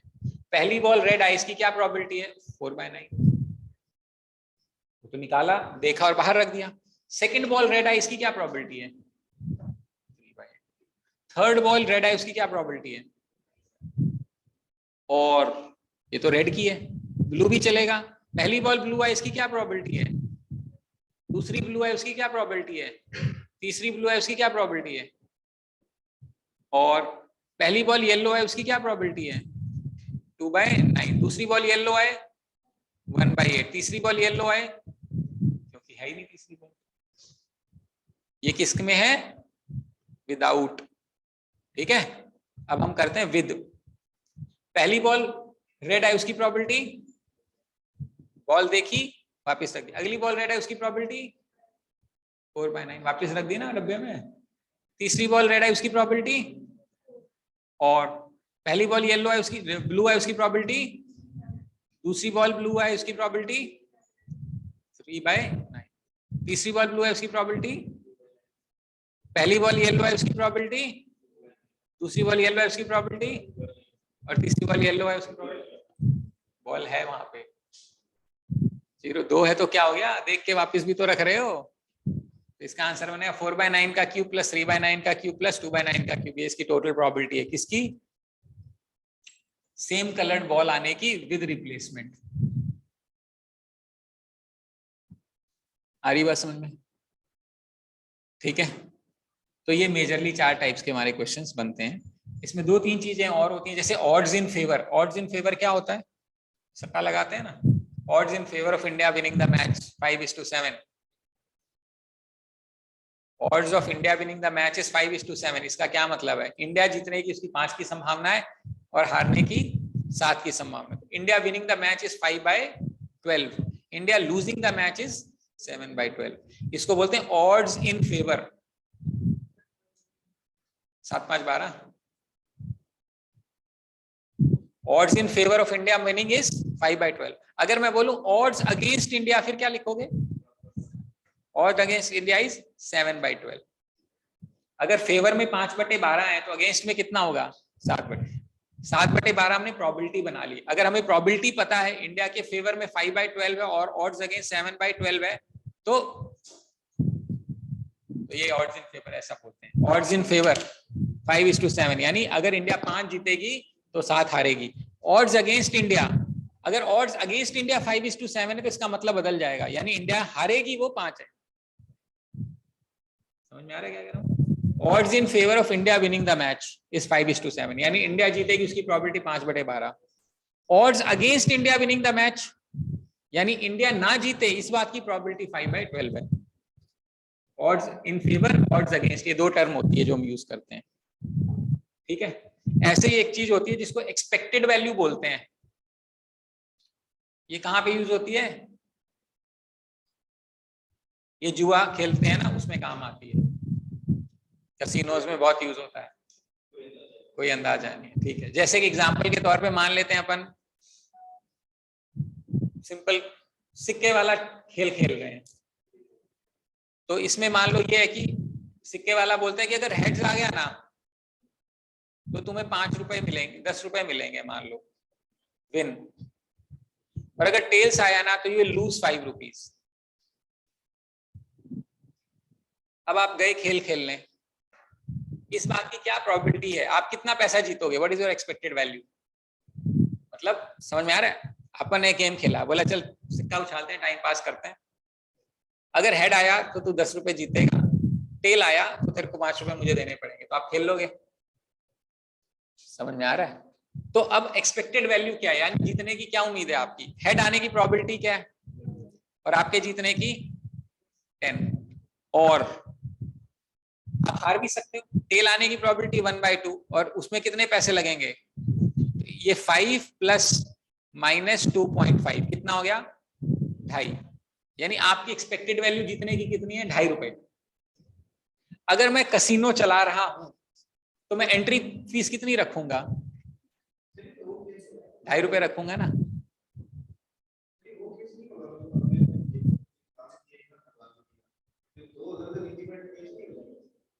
देखो ऐसा है, तुम खेलने जाते हो जब कसिनो में कोई भी गेम खेलते हो तो क्या फ्री में खेलने देता है?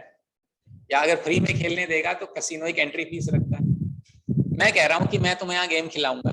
गेम क्या खिला रहा हूं? मैं कह रहा हूं अपन सिक्का उछालेंगे, अगर सिक्का तो बराबर बराबर ही आ सकता है चांस। हेड आया तो मैं तुम्हें 10 रुपए दूंगा, अगर हेड आया तो मैं तुम्हें 10 रुपए दूंगा, लेकिन टेल आया तो तुम मुझे 5 रुपए दोगे, तो तुम्हें मन में लालच तो आएगी। बट मैं यहाँ से खिलाने के लिए थोड़ा ना बैठा, मेरे को भी पैसे कमाने हैं। लेकिन मैं कहूंगा एक बात है, एक शर्त है, इस खेल को तभी खेलोगे जब तुम मुझे 2.5 रुपए दोगे कम से कम, या 3 रुपए दे दोगे तो मजे आ जाएंगे मेरे, मान लो। समझ में आ रहा है? इस खेल को खिलाने के लिए मेरे को कितने पैसे चाहिए तुमसे? 2.5 रुपए चाहिए, क्योंकि मेरी जो कॉस्ट है वो 2.5 रुपए है। अब होगा क्या, अगर मैंने आपसे 3 रुपए ले लिए तो मैं ये मानूंगा कि बहुत सारे लोग खेल रहे हैं, बहुत सारे लोग जीतेंगे और बहुत सारे लोग हारेंगे, लेकिन इफेक्टिवली मेरे कसिनो से 2.5 रुपए मुझे देने पड़ेंगे जीत के नाम के। समझ में आ रहा है? मुझे कितने देने पड़ेंगे? 2.5 रुपए। तो मेरे को रिवर्स कैलकुलेशन करनी है कि भैया हर खेल की एंट्री अगर मैं 3 रुपए रखूंगा तो मैं गारंटीड 50 पैसे कमाऊंगा। तो जो रेट तय होते हैं ना कसिनो में, ऐसे तय होते हैं, इसको एक्सपेक्टेड वैल्यू बोलते हैं। कुछ समझ में आ रहा है क्या कह रहा हूं मैं? जैसे कि मान लो मैंने ये बोला कि भाई अपन डाइस खेलते हैं, ठीक है, अगर 6 रुपए, अगर 6 आ गया तो आपको 6 रुपए कसिनो देगा, अगर 5 रुपए आ गया तो आपको कसिनो 5 रुपए देगा, लेकिन अगर 4, 3 या 2 आए तो आप 2-2 रुपए कसिनो को दोगे। तो आपको लगेगा यार 5 और 6 आ गया तो मजे आगे, 6 और 5 मिलेंगे, और जाएंगे तो 1 या 2 रुपए। अगर मैं ऐसे ही सबको फ्री में खिलाऊंगा तो मुझे तो कसिनो में पैसे देने पड़ेंगे, बांटने पड़ेंगे, तो मेरी कमाई कहां से होगी? तो मैं ये एक्सपेक्टेड वैल्यू कैलकुलेट करूंगा कि जब बहुत सारे लोग खेलेंगे तो ये प्रोबेबिलिटी एवरेज आउट हो जाएगी, और फाइनली मुझे इस वाले केस में 2.5 रुपए देने पड़ेंगे। जो भी बंदा खेलेगा उसको 2.5 रुपए मेरी जेब से जाएंगे, क्योंकि कुछ लोग जीतेंगे कुछ लोग हारेंगे, लेकिन फाइनली मुझे 2.5 रुपए देने पड़ेंगे। तो मैं वो 2.5 रुपए कहां से लूंगा? मैं एंट्री फीस रखूंगा उसकी, उसको एक्सपेक्टेड वैल्यू बोलते हैं। एक्सपेक्टेड वैल्यू का कैलकुलेशन होता है probability of happening multiplied by the amount of winning या लूजिंग। समझ में आ रहा है? एक्सपेक्टेड वैल्यू की कैलकुलेशन यही है, प्रोबेबिलिटी इनटू अमाउंट, मतलब P1 A1 plus P2 A2 plus P3 A3, ये इस तरीके से आप समझ लो एक्सपेक्टेड वैल्यू है।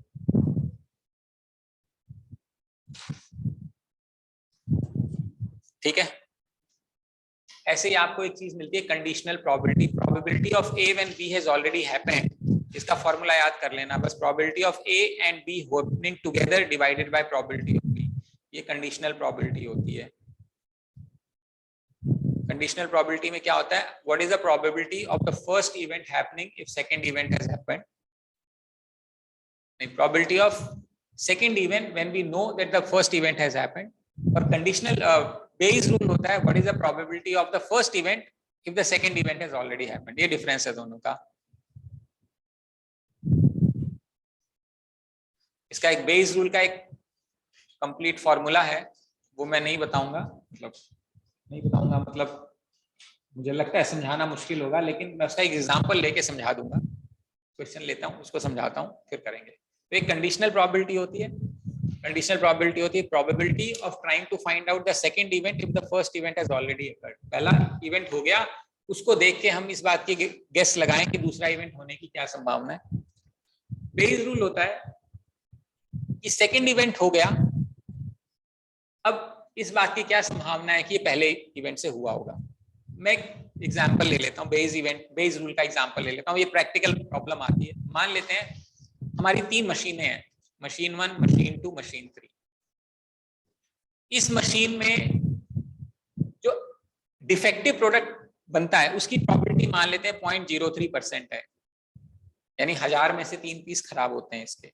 मशीन 2 में मान लेते हैं 0.15 है, और मशीन 3 में मान लेते हैं 0.25 है डिफेक्ट होने की। ये क्या है? डिफेक्टिव। ये प्रैक्टिकल प्रॉब्लम है, एक मशीन चल रही है, उसमें से अगर मैं एक उठाऊं, इस बात की क्या प्रोबेबिलिटी है कि वो डिफेक्टिव है? 0.03, ये दिया हुआ है, यानी 1000 पीस में से 3 पीस खराब निकलते हैं। ऐसे ही मशीन 2 में से 1000 में से 15 पीस, और मशीन 3 में 1000 में, इसका ये मतलब है। सॉरी 1000 कह रहा हूँ, 10,000 में से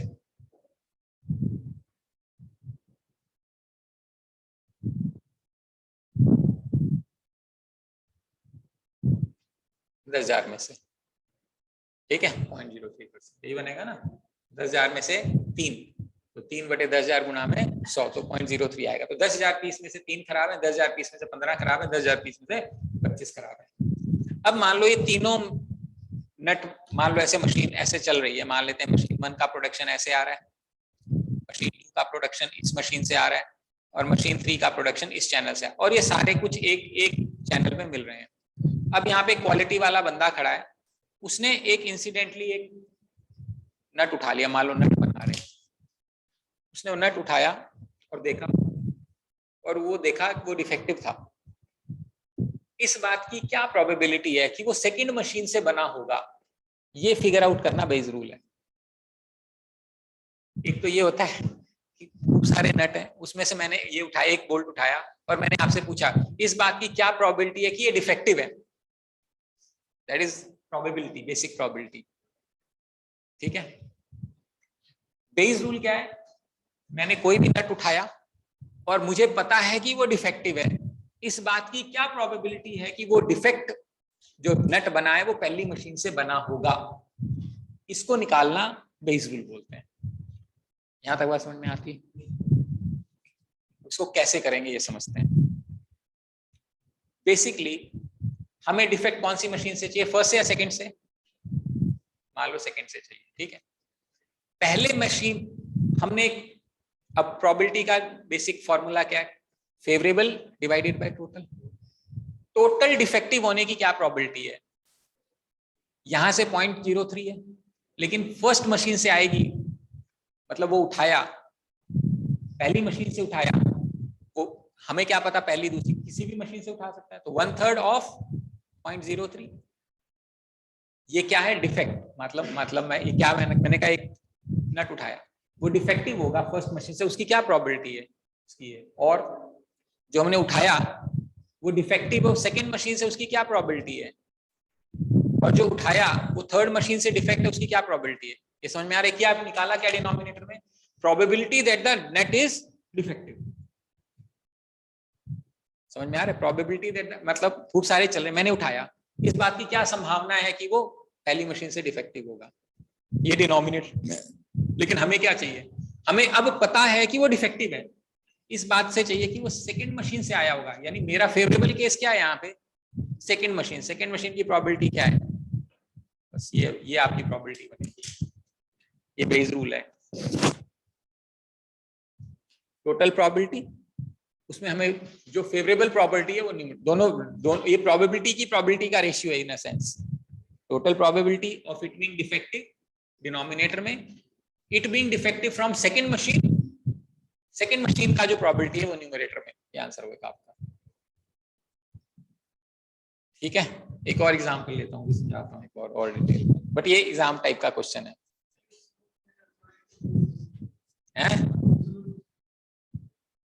टिपिकल, टिपिकल ही है, ऐसे ही होता है क्वेश्चन।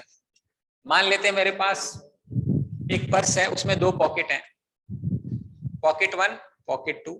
पॉकेट 1 में मान लेते हैं अठन्नियां हैं और चवन्नियां हैं, इन द रेशियो ऑफ मान लेते हैं 3:4, और पॉकेट 2 में भी अठन्नियां हैं और चवन्नियां हैं, इन द रेशियो ऑफ मान लेते हैं 2:2 या 5:2, कुछ भी मान लेते हैं,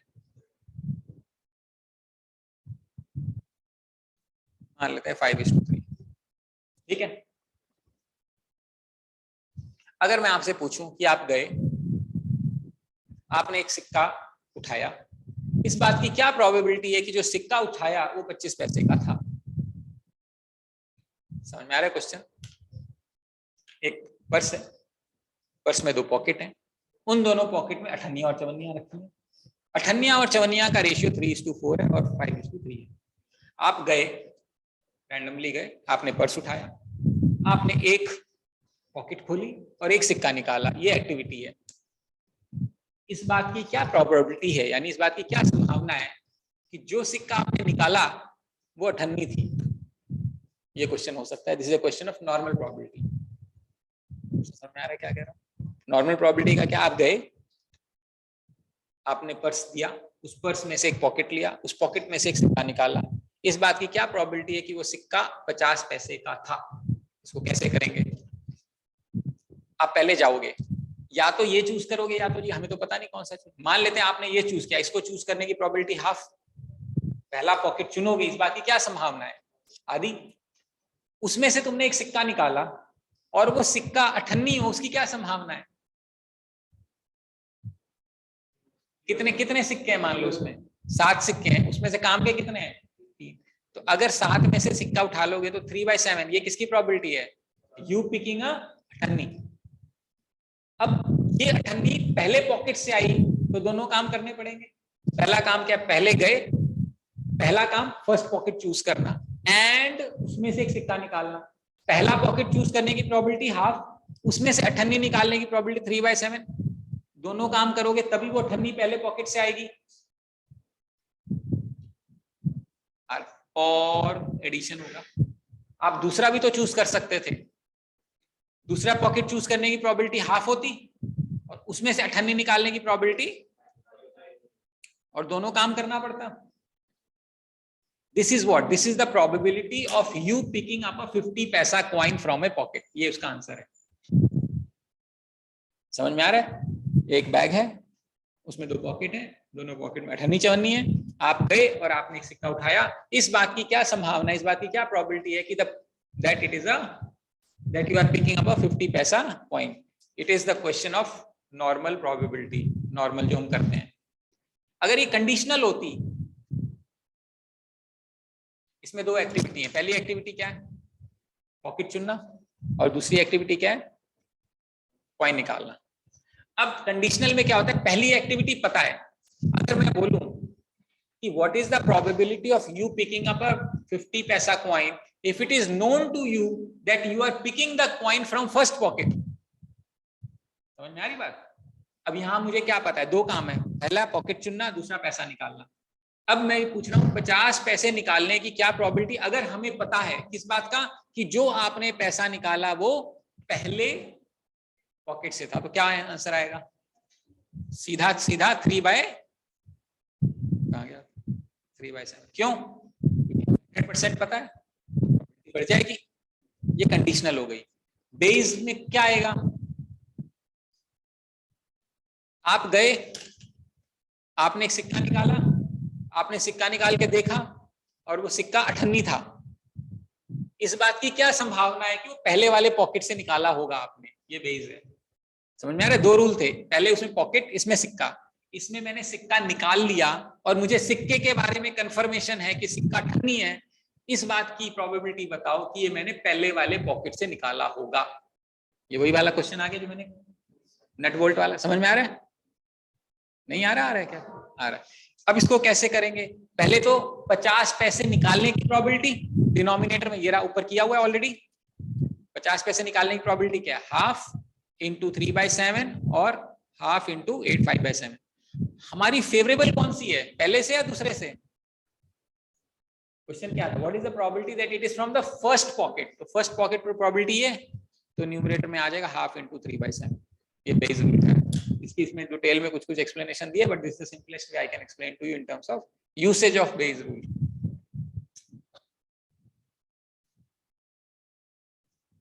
मेकिंग सेंस? ठीक है।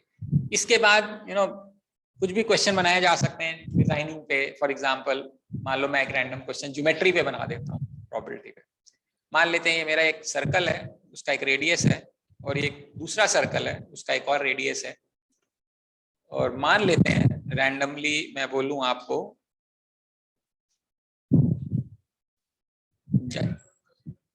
हाँ एक और सर्कल, और एक थोड़ा और मजा लेगा एग्जामिनर हमारा, तो क्या कर सकते हैं, मान लेते हैं, तो मान लेते हैं ये बराबर बराबर है। एक्चुअली तो ये मान लेते हैं यहाँ से, इसको कर ही लेता हूँ, ये लेट्स से डिस्टेंस बराबर है इन दोनों का। ये गैप 1 सेंटीमीटर है, ये गैप भी 1 सेंटीमीटर, और ये मान लेते हैं ये गैप भी 1 सेंटीमीटर है, मान लेते हैं बराबर है।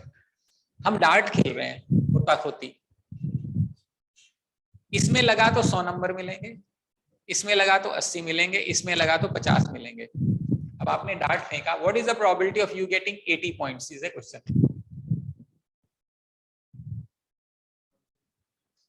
है? तो समझ में आ रहा है क्या कह रहा हूं मैं? आपने डार्ट खेला, आपने मारा ऐसे, दिल तो लगेगा। इस बात की क्या प्रोबेबिलिटी है कि 80 वाले पॉइंट में लगेगा?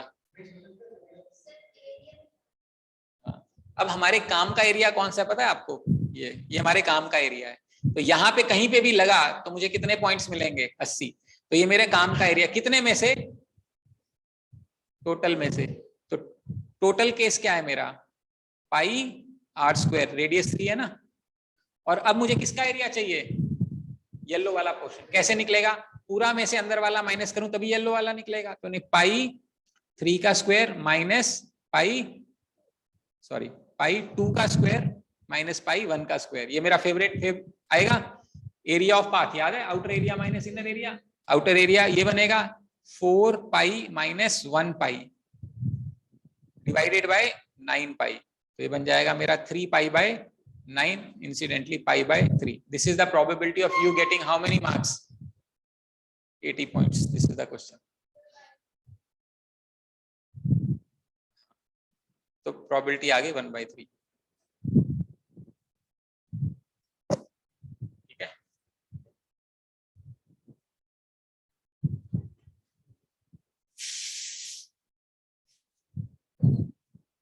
क्लियर है? समझ में आ रहा है? ये डिजाइनिंग पे क्वेश्चन बनाए जा सकते हैं। ठीक है, एक दो क्वेश्चन और पूछ लेता हूं। चलो लास्ट क्वेश्चन, एक लास्ट क्वेश्चन, बढ़िया क्वेश्चन पूछता हूं।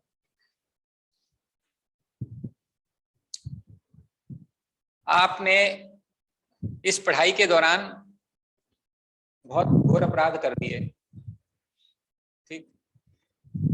तो आपके पास, आपको राजा के आगे पेश किया गया और राजा ने कहा जी इस अपराध के लिए आपको सजाए मौत मिलने वाली है। आपने कहा नहीं भगवान, हम मैथ्स प्रोबेबिलिटी पढ़ के आ रहे हैं, हमें ऐसा दंड ना दिया जाए। अच्छा, बोले ठीक है, अगर प्रोबेबिलिटी पढ़ के आ रहे हो तो मैं एक सवाल पूछता हूँ, अगर तुमने सही जवाब दे दिया तो तुम बच जाओगे, वरना तुम्हें टांग दिया जाएगा। तो बोले अच्छा जी कोई बात नहीं। तो उसने कहा क्या खेलते थे बचपन में? आपने कहा जी कंचे खेलते थे। उसने कहा ठीक है जी, कंचे मंगाए जाए। तो आपने 100 कंचे ब्लैक कलर के और 100 कंचे व्हाइट कलर के ले आए। समझ में आ रहा है? ऐसे कितने कंचे हैं? 100। तो ये ब्लैक है और ये व्हाइट है। तो उसने, राजा ने कहा कि भाई ऐसा है कि आप जो मर्जी कर लो इन कंचों के साथ, एक दूसरे को मिक्स मुक्स कर लो, सारा सौदा कर लो। उसके बाद आपके आंख में एक पट्टी बांध दी जाएगी और उस पट्टी बांधने के बाद आपको एक मार्बल निकालना है।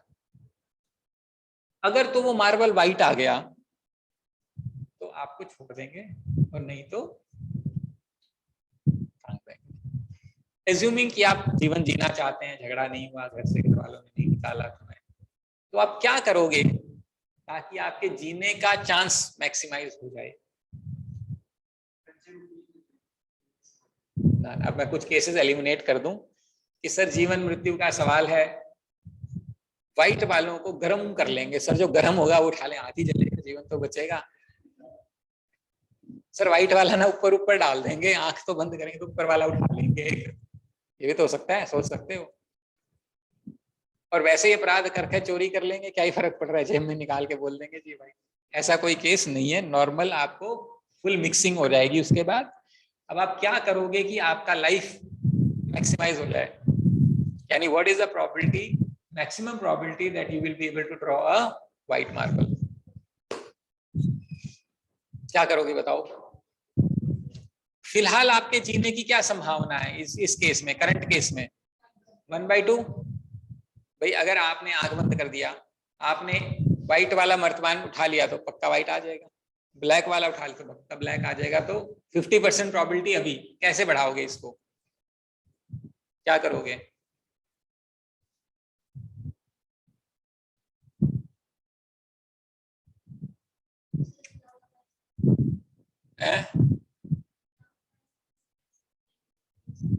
क्यों होएगी ना?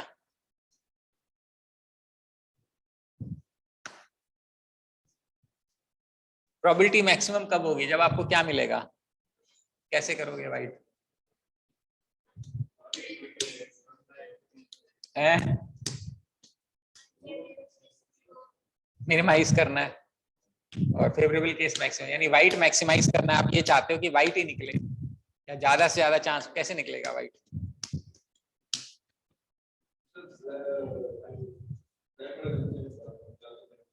फेंकने नहीं, इसी में रहेंगे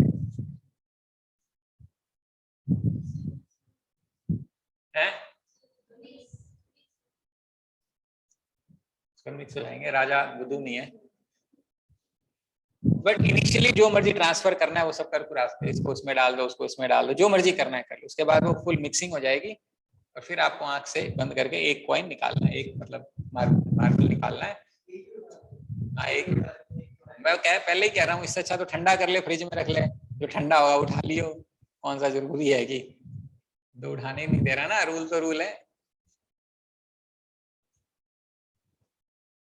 ओके देखो, अगर तुमने ये वाला चुना तो इसकी प्रोबेबिलिटी हाफ चुनने की, और व्हाइट मार्बल कितने हैं 100, 100 काम के 100 में से, इसको चुनने की प्रोबेबिलिटी हाफ, हमारे काम के 0, 100, यही बात है, तभी तो प्रोबेबिलिटी हाफ आ रही है।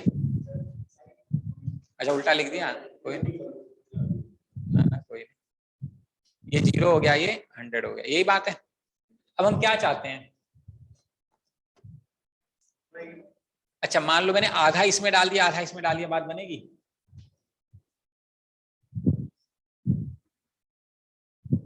अगर आधा मार्बल इसमें आधा इसमें, तो बात बनेगी क्या? नहीं बनेगी। क्यों? क्योंकि इसमें 50 ब्लैक 50 व्हाइट हो जाएंगे। इसको चुनने की प्रोबेबिलिटी हाफ, व्हाइट की 50, कितने में से 100 में से, इसको हाफ, इसमें चुनने की वापस कितना आ जाएगा 1/4 + 1/4, वापस हाफ पे आ गए। मैं पता क्या करूंगा, आप पैटर्न दिखा रहा हूं, आप अपने आप आंसर बता दोगे। मान लो इसमें से मैंने एक व्हाइट मार्बल डाल दिया, सिर्फ एक, सिर्फ एक डाल दिया, इसमें कितने व्हाइट हो गए? अब 1, इसको चुनूंगा, उसकी प्रोबेबिलिटी हाफ, व्हाइट मार्बल एक है, कितने में से? 101 में से। बढ़ गई या नहीं बढ़ गई? 99 माइनस, ये तो नहीं घटी, ये तो हाफ ही रह गई, और ये बढ़ गई। समझ में आ रहा है? फिर क्या करोगे? इसको और बढ़ा सकते हैं। अरे बुद्धू 2 डाल दे, 2/1 से तो ज्यादा नहीं होता 1/1 से, और यहां तो कोई फर्क पड़ नहीं रहा मेरे को। क्यों? 98 में से 98 सारे व्हाइट है। कब तक करूंगा मैं ये काम? एक छोड़ दूंगा यहाँ पे, एक मार्बल छोड़ दूंगा, वो तो व्हाइट ही आएगा, और यहाँ मैक्सिमम कितना हो जाएगा 50, कितने में से? 150 में से। सो this is the maximum probability that I can have for living, sorry 199 में से, सॉरी मैं 99 मार्बल इसमें डालूंगा ना,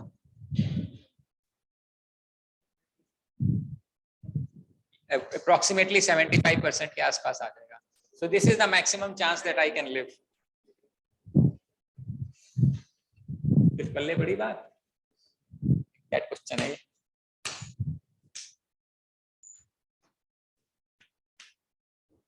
आपको करना क्या है, इसमें तो व्हाइट ही रहेगा ना, एक रह जाए क्या फर्क पड़ता है? 0 नहीं कर सकते, 0 करते प्रोबेबिलिटी 0 हो जाएगी, और एक मार्बल रहेगा तो उसकी प्रोबेबिलिटी तो 50% है ही। सेकंड वाला चुन लिया तो व्हाइट ही निकलेगा, तो बचे हुए 99 इसमें डाल दो, तो उसमें 199 हो गए मार्बल, उस 199 में से मेरे फेवरेबल केस 99 है, तो half into 99 by 199 which is approximately 1/4, तो 1/4 की प्रोबेबिलिटी यहाँ है, और 50 की है, तो 75% चांस है मेरा जीने का इस केस में, दिमाग लगाऊंगा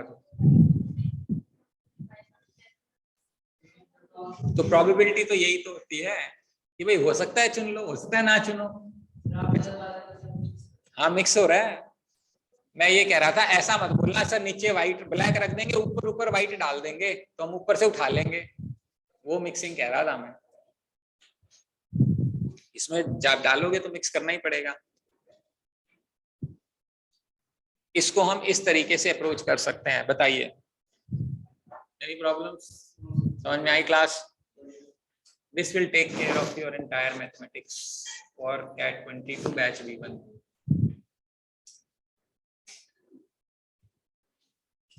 हाँ जी online, any problems anything? No, sir. No.